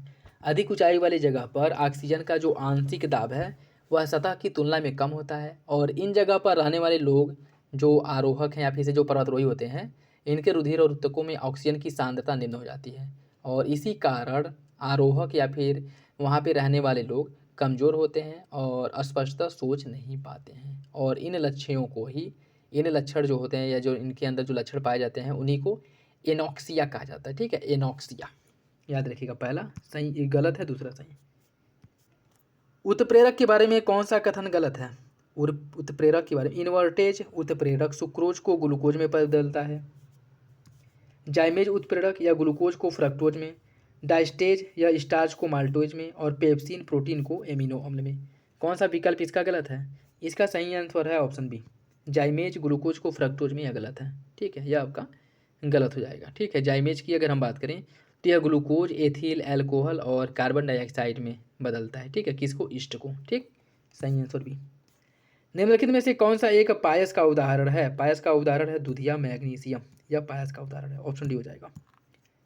निम्नलिखित में से कौन सा एक संक्रमणकालीन बायोम का उदाहरण नहीं है? आर्द्रभूमि, कच्छ, बैरियर द्वीप या फिर ज्वारनदमुख एस्चुअरी। इसका सही आंसर क्या है? इसका सही आंसर ऑप्शन सी, बैरियर द्वीप जो है यह संक्रमणशील बायोम का उदाहरण नहीं है। बाकी आर्द्रभूमि, कच्छ और ज्वारनदमुख ये तीनों हैं, ऑप्शन डी हो जाएगा। निम्नलिखित में से कौन सी गैस रासायनिक रूप से अक्रिय नहीं है? हीलियम, ऑक्सीजन, नियॉन या फिर रेडॉन। इसका सही आंसर ऑप्शन बी, ऑक्सीजन अक्रिय गैस नहीं है, ऑप्शन बी हो जाएगा। बजट 2025-26 के बारे में देखिए। वित्त वर्ष 25-26 में जीडीपी का 3.1% पूंजीगत व्यय निर्धारित किया गया है। राजकोषीय घाटा सकल घरेलू उत्पाद जीडीपी का 4.4% रहने का अनुमान लगाया गया है। सही आंसर क्या है? सही आंसर हो जाएगा ऑप्शन ए, दोनों विकल्प सही है। ठीक है, जो पूंजीगत निर्माण है इस पर 3.1% खर्च किया जाएगा, और राजकोषीय घाटा जीडीपी का 4.4% रहने का अनुमान लगाया गया है। दोनों विकल्प सही हैं। कौन एक कर आतंकवाद के बारे में कौन सा कथन सही है? अधिक कर संग्रह करने के लिए ईमानदार करदाताओं पर अतिरिक्त कानूनी दबाव डालना, एक मुद्रा से दूसरी मुद्रा में किए गए सभी भुगतान, एक देश जहां कोई कर अदा नहीं करता, कर अदा नहीं करना पड़ता। ठीक है, करदाता द्वारा आयकर विभाग को गलत जानकारी देकर कर अदा करने से बचने का प्रयास करना। कौन सा विकल्प सही है? ये हो जाएगा आपका ऑप्शन ए, अधिक कर संग्रह करने के लिए जो ईमानदार करदाता हैं उन पर अतिरिक्त कानूनी दबाव डालने को ही कर आतंकवाद कहा जाता है, ऑप्शन ए। किसी देश की क्रेडिट रेटिंग का निर्धारण किन कारकों के आधार पर होता है? आर्थिक समृद्धि, राजकोषीय नीति, श्रम सुधार और बचत एवं निवेश। कूट के हिसाब से बताइए कौन सा विकल्प इसका सही होगा। देखिए, इसका जो सही आंसर है वो हो जाएगा आपका डी, सभी विकल्प सही हैं। इन्हीं के आधार पर किसी भी देश की क्रेडिट रेटिंग निर्धारित की जाती है। ठीक है, सीमांत उपयोगिता के ह्रास के नियम के अनुसार जब कोई उपभोक्ता किसी वस्तु की मात्रा का जैसे जैसे उपभोग करता जाता है उस वस्तु के प्रति उपभोक्ता की उपभोग करने की जो प्रबलता है क्या होता है? बढ़ता है, कम होता है, स्थिर रहता है या फिर कोई बदलाव नहीं होता। इसका सही आंसर है ऑप्शन बी, घटता जाता है। ठीक है, ऑप्शन बी, और इसी को सीमांत उपयोगिता का के ह्रास का नियम कहते हैं। मुद्रा बाजार के बारे में देखिए। इसके अंतर्गत दीर्घ अवधि के लिए मौद्रिक संपत्ति का क्रय विक्रय किया जाता है। इसके माध्यम से आरबीआई तरलता की मात्रा को नियंत्रित करता है। कौन सा विकल्प इसका सही है? देखिए, इसका जो सही आंसर है वो हो जाएगा आपका ऑप्शन बी, दूसरा सही है, पहला गलत है। ठीक है, दूसरा सही, पहला गलत है। मुद्रा बाजार जो है यह एक ऐसा बाजार होता है जहां लघु अवधि अर्थात 1 वर्ष से कम समय के लिए मौद्रिक संपत्ति या फिर प्रतिभूतियों का क्रय विक्रय होता है, न कि दीर्घ अवधि के लिए। ठीक, दूसरा सही है, पहला गलत। भारतीय रिजर्व बैंक की संरचना के बारे में देखिए। गवर्नर की नियुक्ति सरकार द्वारा होती है और स्थानीय बोर्ड की प्रत्येक तिमाही में कम से कम एक बैठक होती है। कौन सा विकल्प सही है? इसका सही आंसर हो जाएगा ऑप्शन ए, दोनों विकल्प सही हैं। CRR नगद आरक्षित अनुपात के बारे में देखिए। इसकी राशि दैनिक रूप से बदलती रहती है और इस पर ब्याज की प्राप्ति नहीं होती है। कौन सा विकल्प इसका सही है? इसका जो सही आंसर है वो हो जाएगा ऑप्शन ए, दोनों विकल्प सही हैं, ऑप्शन ए हो जाएगा। नेक्स्ट देखिए, इसमें सूची फर्स्ट को सूची सेकंड से सम्मिलित करना है। कुछ समितियां दी गई हैं और उनका संबंध किससे है उसे सम्मिलित करना है। नचिकेत मौर्य समिति का संबंध जो लघु वित्त बैंक की स्थापना की गई थी इसी समिति की सिफारिश पर की गई थी। ठीक है, मालेगम समिति मालेगांव समिति का संबंध शहरी सहकारी बैंकों को लाइसेंस देने से है। और आर गांधी समिति का संबंध है शहरी सहकारी बैंकों की रूपरेखा निर्धारित करने से। और उषा थोराट समिति का गठन किया गया था एनबीएफसी से संबंधित मुद्दों को हल करने के लिए। सही आंसर इसका 3-2-4-1 ऑप्शन डी हो जाएगा, 3-2-4-1। मुद्रा बैंक द्वारा छोटे उद्यमियों को किशोर श्रेणी के तहत कितना ऋण दिया जाता है? 50,000 रुपये तक ऋण दिया जाता है, 50,000 से 2 लाख रुपये तक, 5 लाख से 20 लाख रुपये तक, या फिर इनमें से कोई नहीं। इसका सही आंसर ऑप्शन बी 50,000 से 5 लाख रुपये तक, ऑप्शन बी।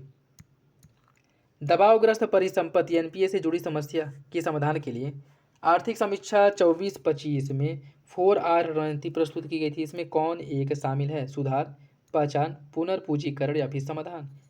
कूट के हिसाब से आपको बताना है कौन सा विकल्प इसका सही होगा। इसका जो सही आंसर है वो हो जाएगा आपका ऑप्शन डी, सभी विकल्प सही है। ठीक है, इसमें सुधार करना, रिफॉर्म, पहचान, इसे जो है रिकनेक्टिंग करना, ठीक है, पुनर्जागरण, पुनर्पूंजीकरण, इन्हें रिकैपिटलाइजेशन इनका करना, और समाधान इसका रिजोल्यूशन करना। ठीक है, ये सभी जो है क्रम इससे पूछ सकता है, क्रम भी। तो सुधार पहले नंबर पे आ जाएगा, इसके बाद फिर इसकी पहचान की जाएगी। ठीक है, पुनर्पूंजीकरण, समाधान। ठीक है, सही आंसर इसका डी हो जाएगा। भुगतान संतुलन के बारे में देखिए, यह 1 वर्ष के दौरान अंतर्राष्ट्रीय व्यापार का विवरण होता है। आहरण प्रविष्टि में विदेशी मुद्रा आगमन को रखा जाता है। कौन सा विकल्प सही है? इसका हो जाएगा ऑप्शन है, पहला सही है, दूसरा गलत है। ठीक है, पहला सही है, दूसरा गलत हो जाएगा। ठीक है, तो इसका जो सही आंसर है वो हो जाएगा ऑप्शन डी। जमा प्रविष्टि की अगर हम बात करें तो जिस संव्यवहार से विदेशी मुद्रा कोष में आता है उसे जमा प्रविष्टि में रखा जाता है। ठीक, और वस्तुओं सेवाओं का जिससे निर्यात होता है। ठीक है, और जो आपका आहरण प्रविष्टि है, जिस संव्यवहार से विदेशी मुद्रा देश से बाहर जाता है उसे आहरण प्रविष्टि में रखा जाता है। ठीक है, जैसे वस्तुओं सेवाओं का जो आयात किया जाता है उसके अंतर्गत रखा जाता है आहरण प्रविष्टि को। ठीक है, विदेशी मुद्रा की आगमन से नहीं बल्कि पलायन से संबंधित है, तो पहला सही हो जाएगा। कौन इसमें से सुमिलित नहीं है? माइकल फैराडे, विद्युत चुंबकीय प्रेरण का नियम, जगदीश चंद्र बोस, अति लघु रेडियो तरंग, जे टॉमसन प्रोटॉन, और रुडोल्फ हॉर्ज विद्युत चुंबकीय तरंग। कौन सा गलत है? इसका सही आंसर ऑप्शन सी, जे टॉमसन की अगर हम बात करें तो इनके द्वारा इलेक्ट्रॉन की खोज की गई थी, इलेक्ट्रॉन की।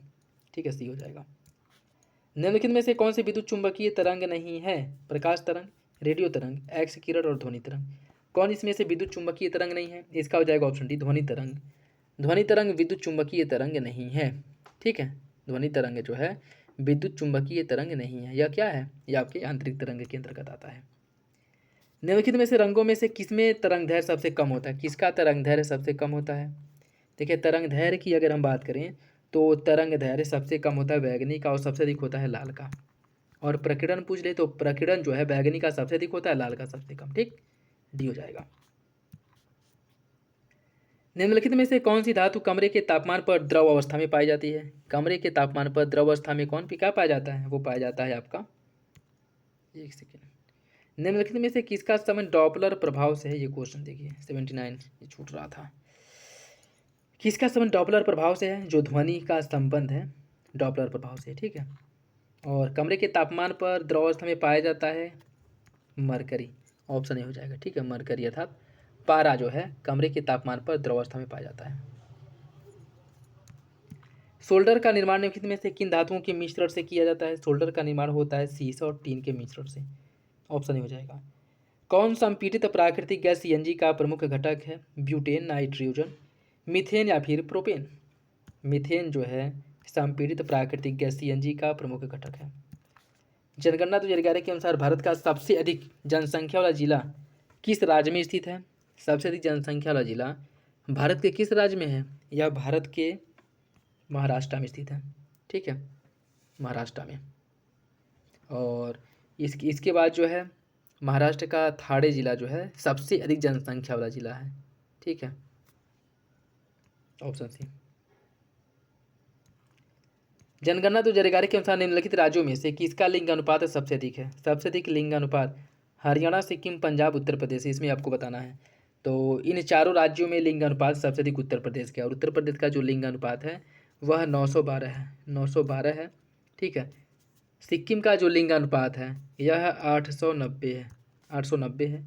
पंजाब का लिंग अनुपात है 895 और हरियाणा का जो लिंग अनुपात है 879 है। ठीक है, इसका डी हो जाएगा। जनगणना 2011 के बारे में देखिए, 0 से 6 वर्ष के बच्चों का लिंग अनुपात राष्ट्रीय स्तर पर है 919। 0 से 6 वर्ष के बच्चों का जो सर्वाधिक लिंग अनुपात वाला राज्य वो अरुणाचल प्रदेश है। कौन सा विकल्प इसका सही है? इसका सही आंसर ऑप्शन सी, दोनों विकल्प सही हो जाएगा, ऑप्शन सी हो जाएगा। जनगणना 2011 के बारे में देखिए, 0 से 6 वर्ष के लिंग अनुपात में सर्वाधिक वृद्धि करने वाला केंद्र शासित प्रदेश कौन सा है? ठीक है, देखिए इसका जो सही आंसर हो जाएगा ऑप्शन है पंजाब। ठीक है, पंजाब। इसमें जो वृद्धि की गई है, ठीक है, इसमें जो वृद्धि हुआ है 48 अंकों का वृद्धि हुआ है। ठीक, 48 अंकों का। चंडीगढ़ में वृद्धि हुआ है 35 अंक का, और जो हरियाणा है इसमें वृद्धि हुआ है 15 अंक का। अंडमान निकोबार में वृद्धि हुआ है 11 अंक का, इसका ए हो जाएगा। जनगणना 2011 के अनुसार निम्नलिखित राज्यों में से किसकी साक्षरता दर सबसे अधिक है? त्रिपुरा, गोवा, हिमाचल प्रदेश और आंध्र प्रदेश। साक्षरता जो है गोवा की सबसे अधिक है। ठीक है, वैसे अगर ओवरऑल देखा जाए तो केरल की साक्षरता सबसे अधिक है। ठीक है, उसके बाद आता है मिजोरम, फिर आता है आपका गोवा, इसका साक्षरता 88.7% है। ठीक है, ऑप्शन बी। और न्यूनतम अगर पूछ ले तो उसमें बिहार पहले नंबर पर टॉप कर रहा है। ठीक है, जिसकी साक्षरता 61.8 है, इसका हो जाएगा बी। नेक्स्ट देखिए, इसमें सूची फर्स्ट को सूची सेकंड से सुनित करना है। सूची फर्स्ट को कुछ इसमें वेद दिए गए हैं और उसका ब्राह्मण ग्रंथ दिया गया है, उससे आपको सुमिलित करना, बताना है कौन से एक सही सुमिलित है। ऋग्वेद का ब्राह्मण ग्रंथ है ऐतरेय, यजुर्वेद का ब्राह्मण ग्रंथ तैत्तिरीय है, सामवेद का पंचवीस है और अथर्ववेद का गोपद है। इसमें से कौन सही है? देखिए इसका जो सही आंसर वो हो जाएगा ऑप्शन डी, ऑप्शन बी, सभी सही है। ठीक है, ऑप्शन बी इसका सही हो जाएगा। ठीक, कौन बौद्ध धर्म के महायान शाखा से संबंधित ग्रंथ है? बौद्ध धर्म की महायान शाखा से संबंधित ग्रंथ कौन सा है आपको बताना है। ठीक है, देखिए इसकी अगर हम बात करें तो वो हो जाएगा आपका ऑप्शन सी, दूसरा और तीसरा, दिव्यावदान और ललित विस्तार। ठीक है, दिव्यावदान और ललित विस्तार जो है यह बौद्ध धर्म की महायान शाखा से संबंधित ग्रंथ है। ठीक है, सही आंसर इसका सी हो जाएगा। निम्नलिखित यात्रियों पर विचार कीजिए और इन्हें इनके भारत आगमन के क्रम में लगाना। फायान, इतसिंह, अलबरूनी और वेनशांग। ठीक है, इन्हें जो है भारत आने के क्रम में आपको लगाना है। ठीक, अगर हम बात करें फायान की बात करें तो यह 5वीं सदी में भारत आया था, 5वीं सदी में भारत आया था। ठीक, और वेनशांग इसके बाद आता है, वेनशांग 7वीं सदी में भारत आया था, वेनशांग आया था 7वीं सदी में। ठीक है, और इस समय हर्षवर्धन का शासन था, और जब फायान था चंद्रगुप्त द्वितीय के समय में, यह चंद्रगुप्त द्वितीय के समय में आया था, वेनशांग फायान के समय में आया था। ठीक है, इतसिंह की अगर हम बात करें तो यह भी जो है 7वीं सदी में आया था, लेकिन लास्ट में आया था। ठीक है, और उसके साथ साथ जो आपका अलबरूनी है यह 11वीं शताब्दी में भारत आया था, 11वीं शताब्दी में महमूद गजनवी के साथ भारत आया था, गजनवी के साथ। तो सही आंसर इसका जो है वो हो जाएगा आपका 1 4 2 3, ऑप्शन सी, 1 4 2 3। ऑपरेशन नन्हे फरिश्ते, इनका संबंध किससे है? किस मंत्रालय किससे है? आरपीएफ, बीएसएफ, सीआईएसएफ या जीआरपीएफ? कौन सा विकल्प इसका सही है? नन्हे फरिश्ते। देखिए इसका सही आंसर हो जाएगा आपका ऑप्शन है आरपीएफ। आरपीएफ जो है जो मतलब बच्चों की जो चोरी करके बेच देते हैं लोग, एक शहर से ले गया करके दूसरे शहर में, या भी छोटे बच्चे जो खो जाते हैं इनको जो है ढूंढ करके इनके माता पिता से मिलाना, इनके घर वापस भेजना, उसी लिए इसकी शुरुआत की गई थी नन्हे फरिश्ते की, आरपीएफ द्वारा। 16वें वित्त आयोग के बारे में देखिए, इसके अध्यक्ष अरविंद पनगड़िया को नियुक्त किया गया है और आयोग अक्टूबर 2025 तक अपनी रिपोर्ट उपलब्ध कराएगी। कौन सा विकल्प इसका सही होगा? इसका जो सही आंसर वो हो जाएगा ऑप्शन ए, दोनों विकल्प सही हैं, दोनों विकल्प सही हैं। नेक्स्ट देखिए, एबेल पुरस्कार 2024 Michel Talagrand, Miss World 2024 Kristina Pyszková, 58वां ज्ञानपीठ पुरस्कार गुलजार और सरस्वती सम्मान 2023 प्रभा वर्मा। कौन सा विकल्प इसका सही है ये आपको बताना है।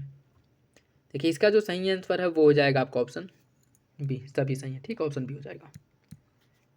नेक्स्ट देखिए, यह कुछ सैन्याभ्यास हैं और किस सैन्याभ्यास में कौन देश शामिल हुआ था उससे बताना है। ठीक है, लामीतिया में भारतीय सैन्य दल और सेशल्स रक्षा बल ने शामिल हुआ था। टाइगर ट्रायम्फ में भारत और अमेरिका, डस्टलिक भारत और उज्बेकिस्तान के बीच में होता है। कौन सा विकल्प इसका सही है? ये भी तीनों सही हो जाएगा, ऑप्शन डी। दिसंबर तो इसे छोड़ दीजिए, क्वेश्चन हो गया है आपका पुराना।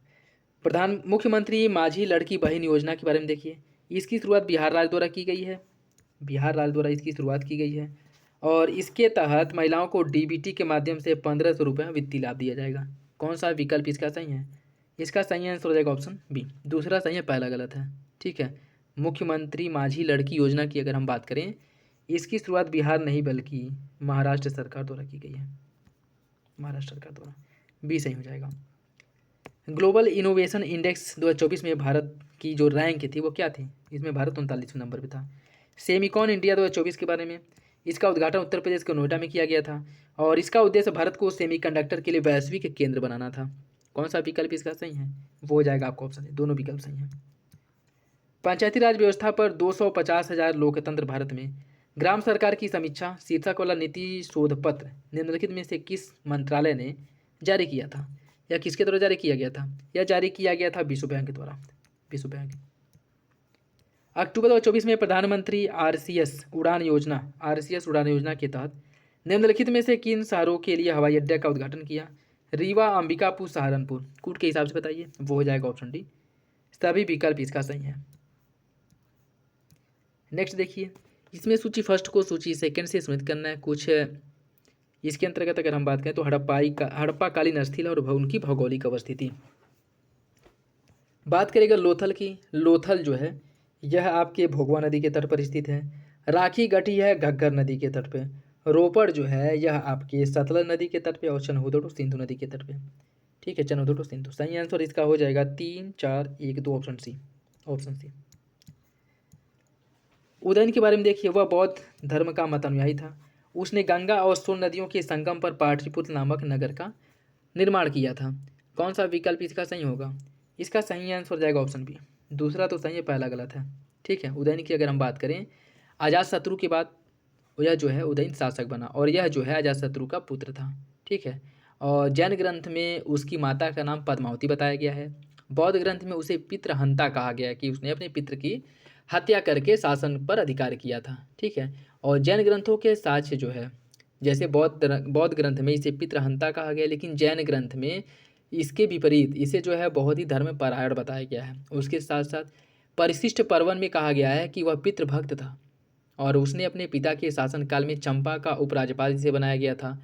पिता की मृत्यु से उसे बहुत ज़्यादा दुख हुआ और उसे कुलीन और आत्माओं ने राजा बनाया। जो वहाँ के अमात्य थे कुलीन वर्ग, उन्होंने उसको राजा बनाया। और उसके साथ साथ उदयन के शासनकाल की जो सर्वप्रमुख घटना थी वो गंगा और सोन नदी के संगम पर पाटलिपुत्र की स्थापना करना था। और उसने राजगिरी से इसी स्थापना अपनी मतलब राजधानी को राजगिरी से स्थानांतरित करके बना दिया था पाटलिपुत्र को। ठीक है, और दूसरे में अगर हम बात करें, यह जो है जो आपका उदयन है, उदयन जो है यह आपके जैन धर्म का मुख्य रूप से संरक्षक था। ठीक है, जैन धर्म का संरक्षक था। तो इसका जो सही आंसर है, या कह सकते हैं कि ये जैन धर्म का मत अनुयायी था। तो सही आंसर इसका बी हो जाएगा। दूसरा सही है, पहला गलत है। बौद्ध धर्म नहीं बल्कि जैन धर्म का मत अनुयायी था। अशोक ने निम्नलिखित में से किसे यवन देश में बौद्ध धर्म के प्रचार के लिए भेजा था? यवन देश में बौद्ध धर्म के प्रचार के लिए अशोक ने महारक्षित को भेजा था। ऑप्शन डी हो जाएगा, महारक्षित को। ठीक है, देखिए अशोक द्वारा जो बौद्ध धर्म का प्रचार करने के लिए लोगों को भेजा गया था, उसकी अगर हम बात करें तो कश्मीर और गांधार में बौद्ध धर्म का प्रचार करने के लिए अशोक ने मज्झांतिक को भेजा था। यवन देश में महारक्षित को, हिमालयी देश में प्रचार करने के लिए मज्जिम को, अपरांतक में धर्मरक्षित को, महाराष्ट्र में महाधर्मरक्षित को, और माहिष् मंडल जो मैसूर वाला क्षेत्र है वहाँ पर महादेव को भेजा था। बनवासी में सच्छित को, स्वर्ण भूमि में सोन और उत्तरा को, और लंका में महेंद्र और संघमित्रा को बौद्ध धर्म का प्रचार प्रसार करने के लिए भेजा था। ठीक है, इसका डी हो जाएगा। पुष्यमित्र शुंग के संदर्भ में देखिए, इसने 2 अश्वमेध यज्ञ किया था और पतंजलि पुष्यमित्र शुंग के पुरोहित थे। इसका जो सही आंसर वो हो जाएगा ऑप्शन बी। दोनों विकल्प सही है। ठीक है, पतंजलि पुष्यमित्र शुंग के पुरोहित थे और इन्हीं के द्वारा दोनों अश्वमेध यज्ञों का आयोजन किया गया था। ऑप्शन बी हो जाएगा। कुषाण वंश के बारे में देखिए, कुजुल कडफिसस ने केवल स्वर्ण सिक्के जारी किए थे। भीम कडफिसस के सिक्कों पर शिव, नंदी और त्रिशूल की आकृतियां मिलती हैं। कौन सा विकल्प इसका सही होगा? इसका सही आंसर ऑप्शन ए, अर्थात दूसरा सही है, पहला गलत है। ठीक है, पहला गलत हो जाएगा।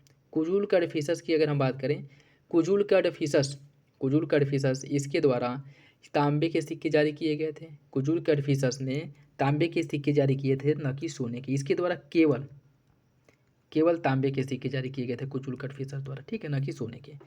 तो पहला गलत है, दूसरा सही। नेक्स्ट देखिए, इसमें सूची फर्स्ट को सूची सेकंड से सुमेलित करना है। सूची फर्स्ट को सूची सेकंड से सुमेलित करना है, ठीक है। देखिए इसमें अगर हम बात करें, किताब उल यामिनी की रचना की गई थी उतबी द्वारा। मुबारक शाही की रचना की थी याहिया बिन अहमद सरहिंदी ने मुबारक शाही की रचना की थी। तारीख़ अलाई की रचना की गई थी अमीर खुसरो द्वारा।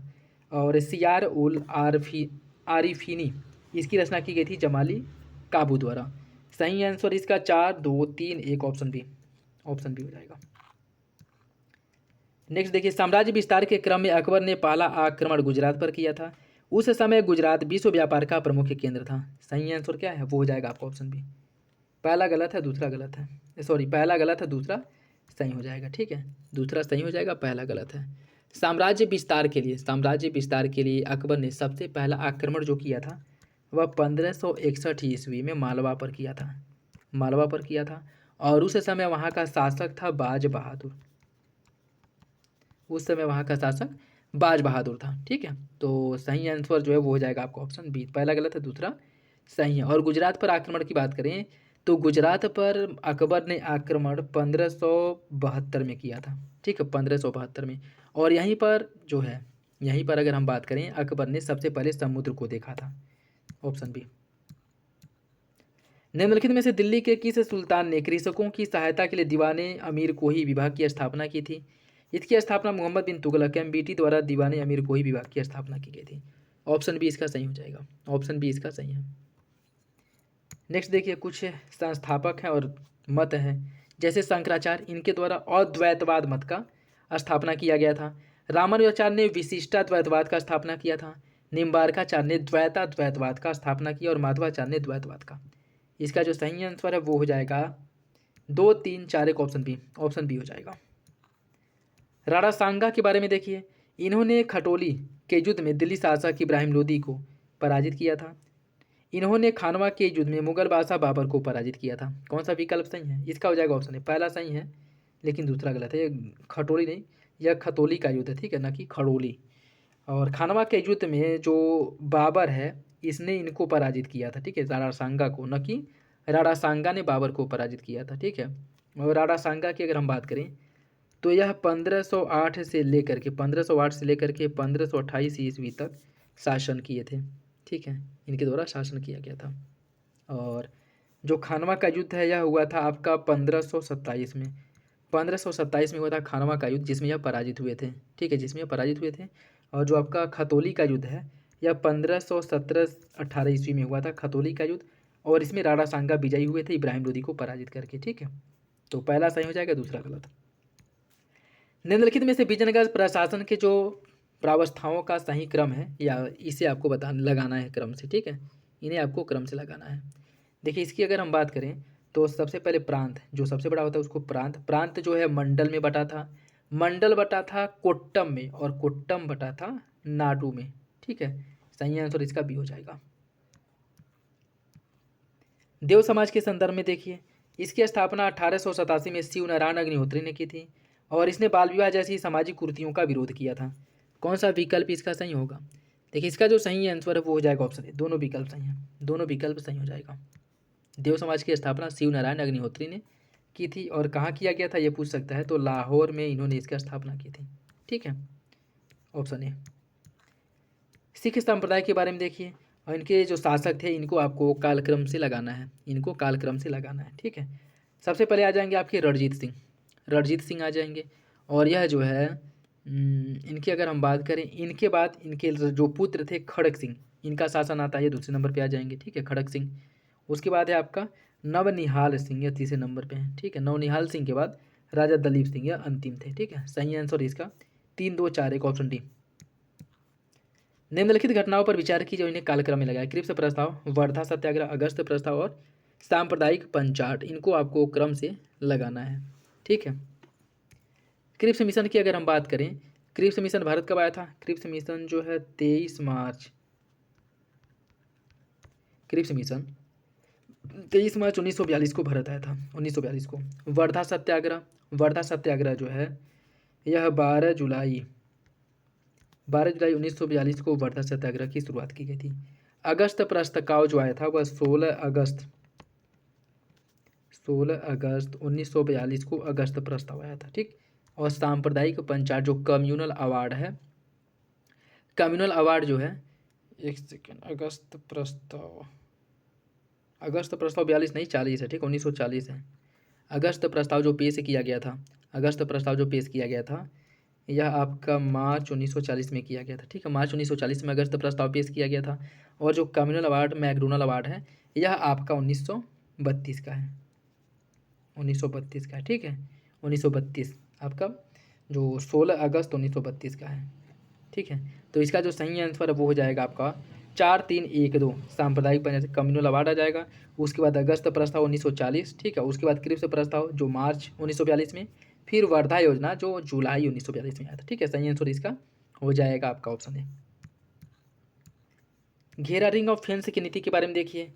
इस नीति को डलहौजी ने प्रारंभ किया था और इसके तहत ब्रिटिश साम्राज्य में शामिल किए गए राज्यों को बाहरी आक्रमणों के विरुद्ध अंग्रेजों की तरफ से सैन्य और वित्तीय सहायता देने की आश्वासन दिया गया था। कौन सा विकल्प इसका सही है?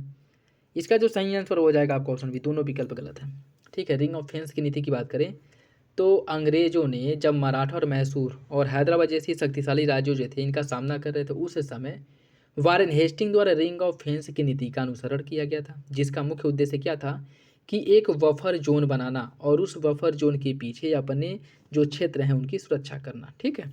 तो यह डलहौजी नहीं बल्कि वारेन हेस्टिंग की नीति थी, तो ये आपका गलत हो जाएगा। और इसके अंतर्गत वेलेजली की सहायक संधि नीति जो है यह रिंग ऑफ फेंस व्यवस्था का विस्तार था, ठीक है। रिंग ऑफ फेंस व्यवस्था का विस्तार था। और इसके अंतर्गत बात करें तो जो सैन्य सहायता है वो नहीं दी जाती थी। सैन्य सहायता जो है मतलब जैसे अपने जो पुलिस वगैरह है, अपने जो अधिकारी हैं, अपनी जो सेना है, जिस राज्य के साथ या जिस प्रांत के साथ सहायक संधि रिंग ऑफ फेंस की नीति जो है वो की जाती थी, रिंग ऑफ फेंस की नीति की जाती थी, उसके अंतर्गत अपने साम्राज्य की उसके पीछे सुरक्षा करना था और उनको वित्तीय सहायता और सैन्य व्यवस्था का आश्वासन थोड़ी दिया जाता था। तो ये आपका गलत हो जाएगा, ठीक है। दोनों विकल्प गलत है। सहायक संधि के बारे में देखिए।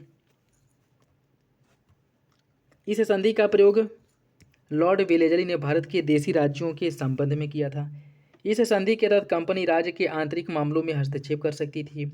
इसके तहत राज्य कंपनी की अनुमति के बिना किसी यूरोपीय को अपनी सेवा में नहीं रख सकता था। कौन सा विकल्प इसका सही होगा?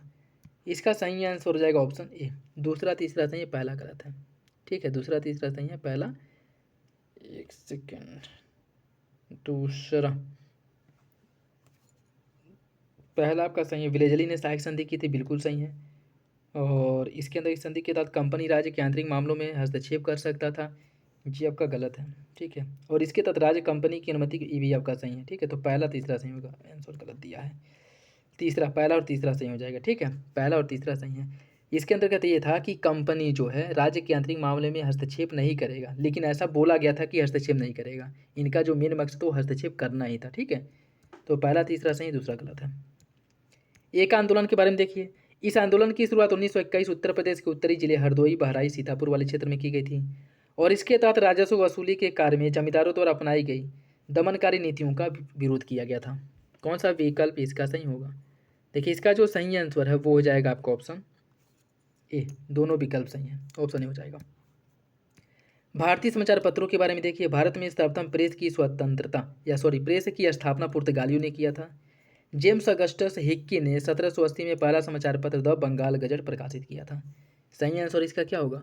इसका जो सही आंसर है वो हो जाएगा ऑप्शन ए। दोनों विकल्प सही हैं, ठीक है। दोनों विकल्प सही हैं। और भारत में प्रेस की स्थापना सबसे पहले पुर्तगालियों ने ही किया था। कहाँ पे किया था? गोवा में। गोवा में किया गया था। कब? 1557 में। और दूसरा भी आपका सही है। जेम्स अगस्टस हिक्की ने भारत में पहला समाचार पत्र द बंगाल गजट छापा था 1780 में। दोनों विकल्प सही हैं, ठीक है। दोस्तों वीडियो अगर अच्छा लगे तो लाइक जरूर कर दिया करें और अपने दोस्तों साथियों के साथ वीडियो जरूर शेयर कर दें।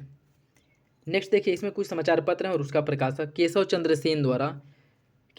सेन द्वारा सुलभ समाचार पत्र का प्रकाशन किया गया। मोतीलाल नेहरू ने द इंडिपेंडेंट का प्रकाशन किया। बाल मुकुंद गुप्ता द्वारा भारत मित्र का और KMG देसाई ने स्पार्क का, ठीक है। सही आंसर इसका जो है वो हो जाएगा 2143, ऑप्शन सी, 2143। तत्वबोधिनी सभा के बारे में देखिए। इस सभा की स्थापना रविन्द्रनाथ टैगोर ने कोलकाता में किया था और इसका उद्देश्य उपनिषदों के ज्ञान का प्रचार प्रसार करना था। कौन सा विकल्प सही होगा? देखिए दूसरा आपका सही हो जाएगा, लेकिन पहला गलत है। ठीक है, तत्वबोधिनी सभा की स्थापना जो है यह रविंद्रनाथ टैगोर ने नहीं बल्कि देवेंद्र नाथ ठाकुर ने किया था, और इसका स्थापना इन्होंने अक्टूबर अक्टूबर 1939 में किया था। अक्टूबर 1939 में किया था। ठीक है, और कोलकाता में किया था, कोलकाता में। तो सही आंसर हो जाएगा डी, दूसरा सही है, पहला गलत। साधारण ब्रह्म समाज के बारे में देखिए, इसकी स्थापना जो है केशव चंद्र सेन ने की थी, ब्रह्म समाज के एक घटक के रूप में, और इसने जनसाधारण को शिक्षित करने के लिए संजीवनी और नव्य भारत, ब्रह्म जनमत जैसी पत्रिकाओं का प्रकाशन किया। कौन सा विकल्प इसका सही होगा? इसका सही आंसर जो है वो हो जाएगा आपका ऑप्शन डी, डी हो जाएगा। दूसरा सही है, पहला गलत है। ठीक है, दूसरा सही है, पहला तो दूसरा जो है सही है, पहला गलत हो जाएगा। क्यों? क्योंकि अगर हम बात करें तो इसके जो स्थापना है वह किया गया था आनंद मोहन बोस और शिव नारायण शास्त्री द्वारा, शिवनाथ शास्त्री द्वारा की गई थी। ठीक है, और जो आपके साधारण ब्रह्म समाज की बात करें, साधारण ब्रह्म समाज की जो स्थापना है यह ब्रह्म समाज से अलग हुए गुटों ने किया था। कब किया था? 1878 में, 1878 में। ठीक है, और इसका जो मुख्य उद्देश्य था जाति प्रथा, मूर्ति पूजा का विरोध करना, नारी मुक्ति जो है इसका समर्थन करना। ठीक है, ऑप्शन डी। निम्नलिखित घटनाओं पर विचार कीजिए और इन्हें कालक्रम में लगाना। प्रथम विश्व युद्ध, गांधी जी का भारत आगमन, रविंद्रनाथ टैगोर को नोबेल पुरस्कार जो दिया गया था, कलकत्ता से दिल्ली राजधानी का हस्तांतरण। इन्हें आपको क्रम से लगाना है, इन्हें क्रम से लगाना है। ठीक है, देखिए इसकी अगर हम बात करें, प्रथम विश्व युद्ध जो शुरू हुआ था यह 1914 में प्रथम विश्व युद्ध शुरू हुआ था। ठीक है, गांधी जी का भारत आगमन, गांधी जी का भारत आगमन जो हुआ था वह 1915 में हुआ था। 1915 में रविंद्रनाथ टैगोर को जो नोबेल पुरस्कार दिया गया था यह 1913 में इनको दिया गया था नोबेल पुरस्कार। और कलकत्ता से दिल्ली राजधानी का जो स्थानांतरण हुआ था 1911 में हुआ था, तृतीय दिल्ली दरबार के समय। ठीक है, सही आंसर इसका 4-3-1-2 ऑप्शन ही हो जाएगा। नेक्स्ट देखिए कौन इसमें सही नहीं है। राष्ट्रीय डेयरी अनुसंधान संस्थान है करनाल, केंद्रीय बकरी अनुसंधान संस्थान आगरा, भारतीय कृषि अनुसंधान संस्थान नई दिल्ली, राष्ट्रीय शीतजल मत्स्यिका अनुसंधान केंद्र भीमताल नैनीताल। कौन सा विकल्प इसमें से गलत है? देखिए इसकी अगर हम बात करें, इसका सही आंसर हो जाएगा बी। ठीक है, केंद्रीय बकरी अनुसंधान संस्थान आगरा नहीं बल्कि मथुरा में है। ठीक है, मथुरा में, तो बी आपका गलत है। निम्नलिखित कथनों पर विचार कीजिए। वर्तमान समय में भारत विश्व में फलों का सबसे बड़ा उत्पादक देश है और भारत विश्व में केला और पपीता उत्पादन में पहले नंबर पे है। कौन सा विकल्प इसका सही होगा? इसका जो सही आंसर है वो हो जाएगा ऑप्शन, दूसरा सही है, पहला गलत है। ठीक है, विश्व फलों का सबसे बड़ा उत्पादक जो है यह भारत नहीं बल्कि चीन है, और भारत इस मामले में दूसरे नंबर पर आता है। नेक्स्ट देखिए, इसमें सब्जियों के में कड़ापन जो होता है और कारण किसके कारण होता है उसमें आपको बताना है। कड़वापन, ठीक है, मूली में जो तीखापन होता है किसके कारण होता है? मूली का जो तीखापन है वह आइसोसाइनेट के कारण मूली में तीखापन होता है। खीरे में जो कड़वाहट है वह कुकर बिटेसी के कारण होता है, कुकर बिटेसी के। करेले में जो कड़वाहट है वह आपका मेमोर्डिकोसाइड के कारण करेले में कड़वाहट होता है। प्याज का जो गंध है एलाइल प्रोपाइल के कारण होता है। ठीक है, सही आंसर इसका 2-1-4-3 ऑप्शन भी हो जाएगा। आम्रपाली आम के संदर्भ में देखिए, इसका विकास दशहरी और नीलम के क्रॉस से हुआ है। भारतीय कृषि अनुसंधान संस्थान दिल्ली ने किया था, और इस प्रजाति के फलों में कैरोटीन की मात्रा अधिक पाई जाती है। कौन सा विकल्प इसका सही है? इसका जो सही आंसर है वो हो जाएगा आपका ऑप्शन डी, दोनों विकल्प सही है, दोनों विकल्प इसका सही हो जाएगा। ठीक है, ऑप्शन डी। पादपों में पाए जाने वाले जिब्रेलिन हार्मोन के बारे में देखिए। यह हार्मोन आनुवांशिक रूप से छोटे पौधों को बड़ा करने का कार्य करती है। यह हार्मोन बीज रहित फल के निर्माण में सहायता करता है। सही आंसर क्या है? ये हो जाएगा आपका ऑप्शन डी, दोनों विकल्प सही है, दोनों विकल्प सही हो जाएगा।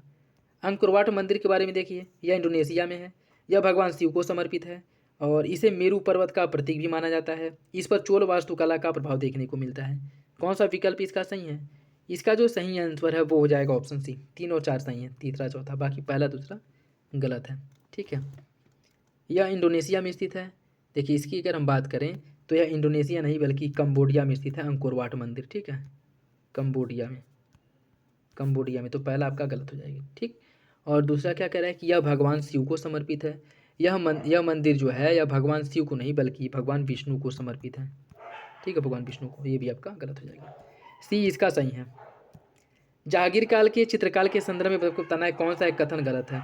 इसके शासनकाल में छवि चित्र बनाने की शुरुआत की गई थी और इसने मोरक्का तकनीक का विकास किया।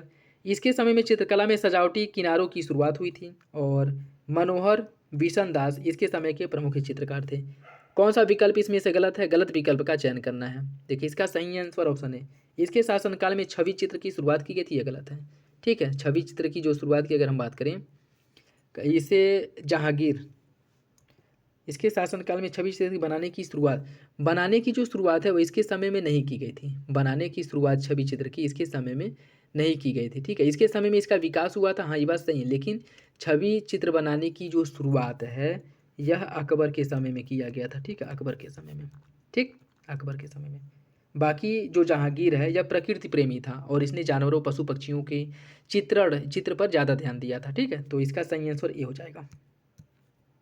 नेक्स्ट देखिए, निम्नलिखित फलों में पाए जाने वाले खनिज तत्वों के बारे में कौन सा एक सही है? कैल्शियम, लीची जो है, लीची में कैल्शियम पाया जाता है, करौदा में आयरन और बादाम में फॉस्फोरस। कौन सा विकल्प इसका सही होगा? कौन सा विकल्प इसका सही है? देखिए इसका जो सही आंसर है वो हो जाएगा आपका ऑप्शन ए, तीनों विकल्प सही है, ऑप्शन ए हो जाएगा। ठीक, यहाँ से देखिए आपके जो रीजनिंग वाले क्वेश्चन हैं वो शुरू हैं, तो इसमें मैं आपको आंसर बता दूंगा, क्वेश्चंस को आप लोग सॉल्व कर लीजिएगा। ठीक है, क्वेश्चन नंबर 131 का सही आंसर सी हो जाएगा। क्वेश्चन नंबर 132 का जो सही आंसर है वो हो जाएगा आपका ऑप्शन बी हो जाएगा। ठीक है, और क्वेश्चन नंबर 133 इसका जो सही आंसर है वो हो जाएगा आपका ऑप्शन डी हो जाएगा। क्वेश्चन नंबर 134 का सही आंसर डी हो जाएगा, ऑप्शन डी हो जाएगा। ठीक है, ठीक, और क्वेश्चन नंबर 135 का जो सही आंसर है वो हो जाएगा ऑप्शन बी हो जाएगा। क्वेश्चन नंबर 136 का सही आंसर है ऑप्शन ए। क्वेश्चन नंबर 137 का सही आंसर सी हो जाएगा, सी 135। ठीक, क्वेश्चन नंबर 138 का सही आंसर है ऑप्शन ए हो जाएगा। क्वेश्चन नंबर 138 का सही आंसर। क्वेश्चन नंबर 139 का सही आंसर हो जाएगा ऑप्शन सी 12। और आज का लास्ट क्वेश्चन नंबर 140 का जो सही आंसर है वो हो जाएगा ऑप्शन सी 2। ठीक है, तो ये था आज का last question. I hope video आप लोगों को अच्छा लगा होगा। वीडियो पसंद आए तो लाइक ज़रूर कर दिया करें, अपना फीडबैक कमेंट बॉक्स में जरूर दे दिया करें, और कितने क्वेश्चंस आप लोगों को ये सही हुए हैं अपना फीडबैक बताया करें। ठीक है, और इसका PDF भी आप लोगों को टेलीग्राम चैनल पे प्रोवाइड करा दिया जाएगा, तो वहाँ से डाउनलोड कर सकते हैं। तो चलिए मिलते हैं अगली वीडियो में, तब तक के लिए धन्यवाद, जय हिंद।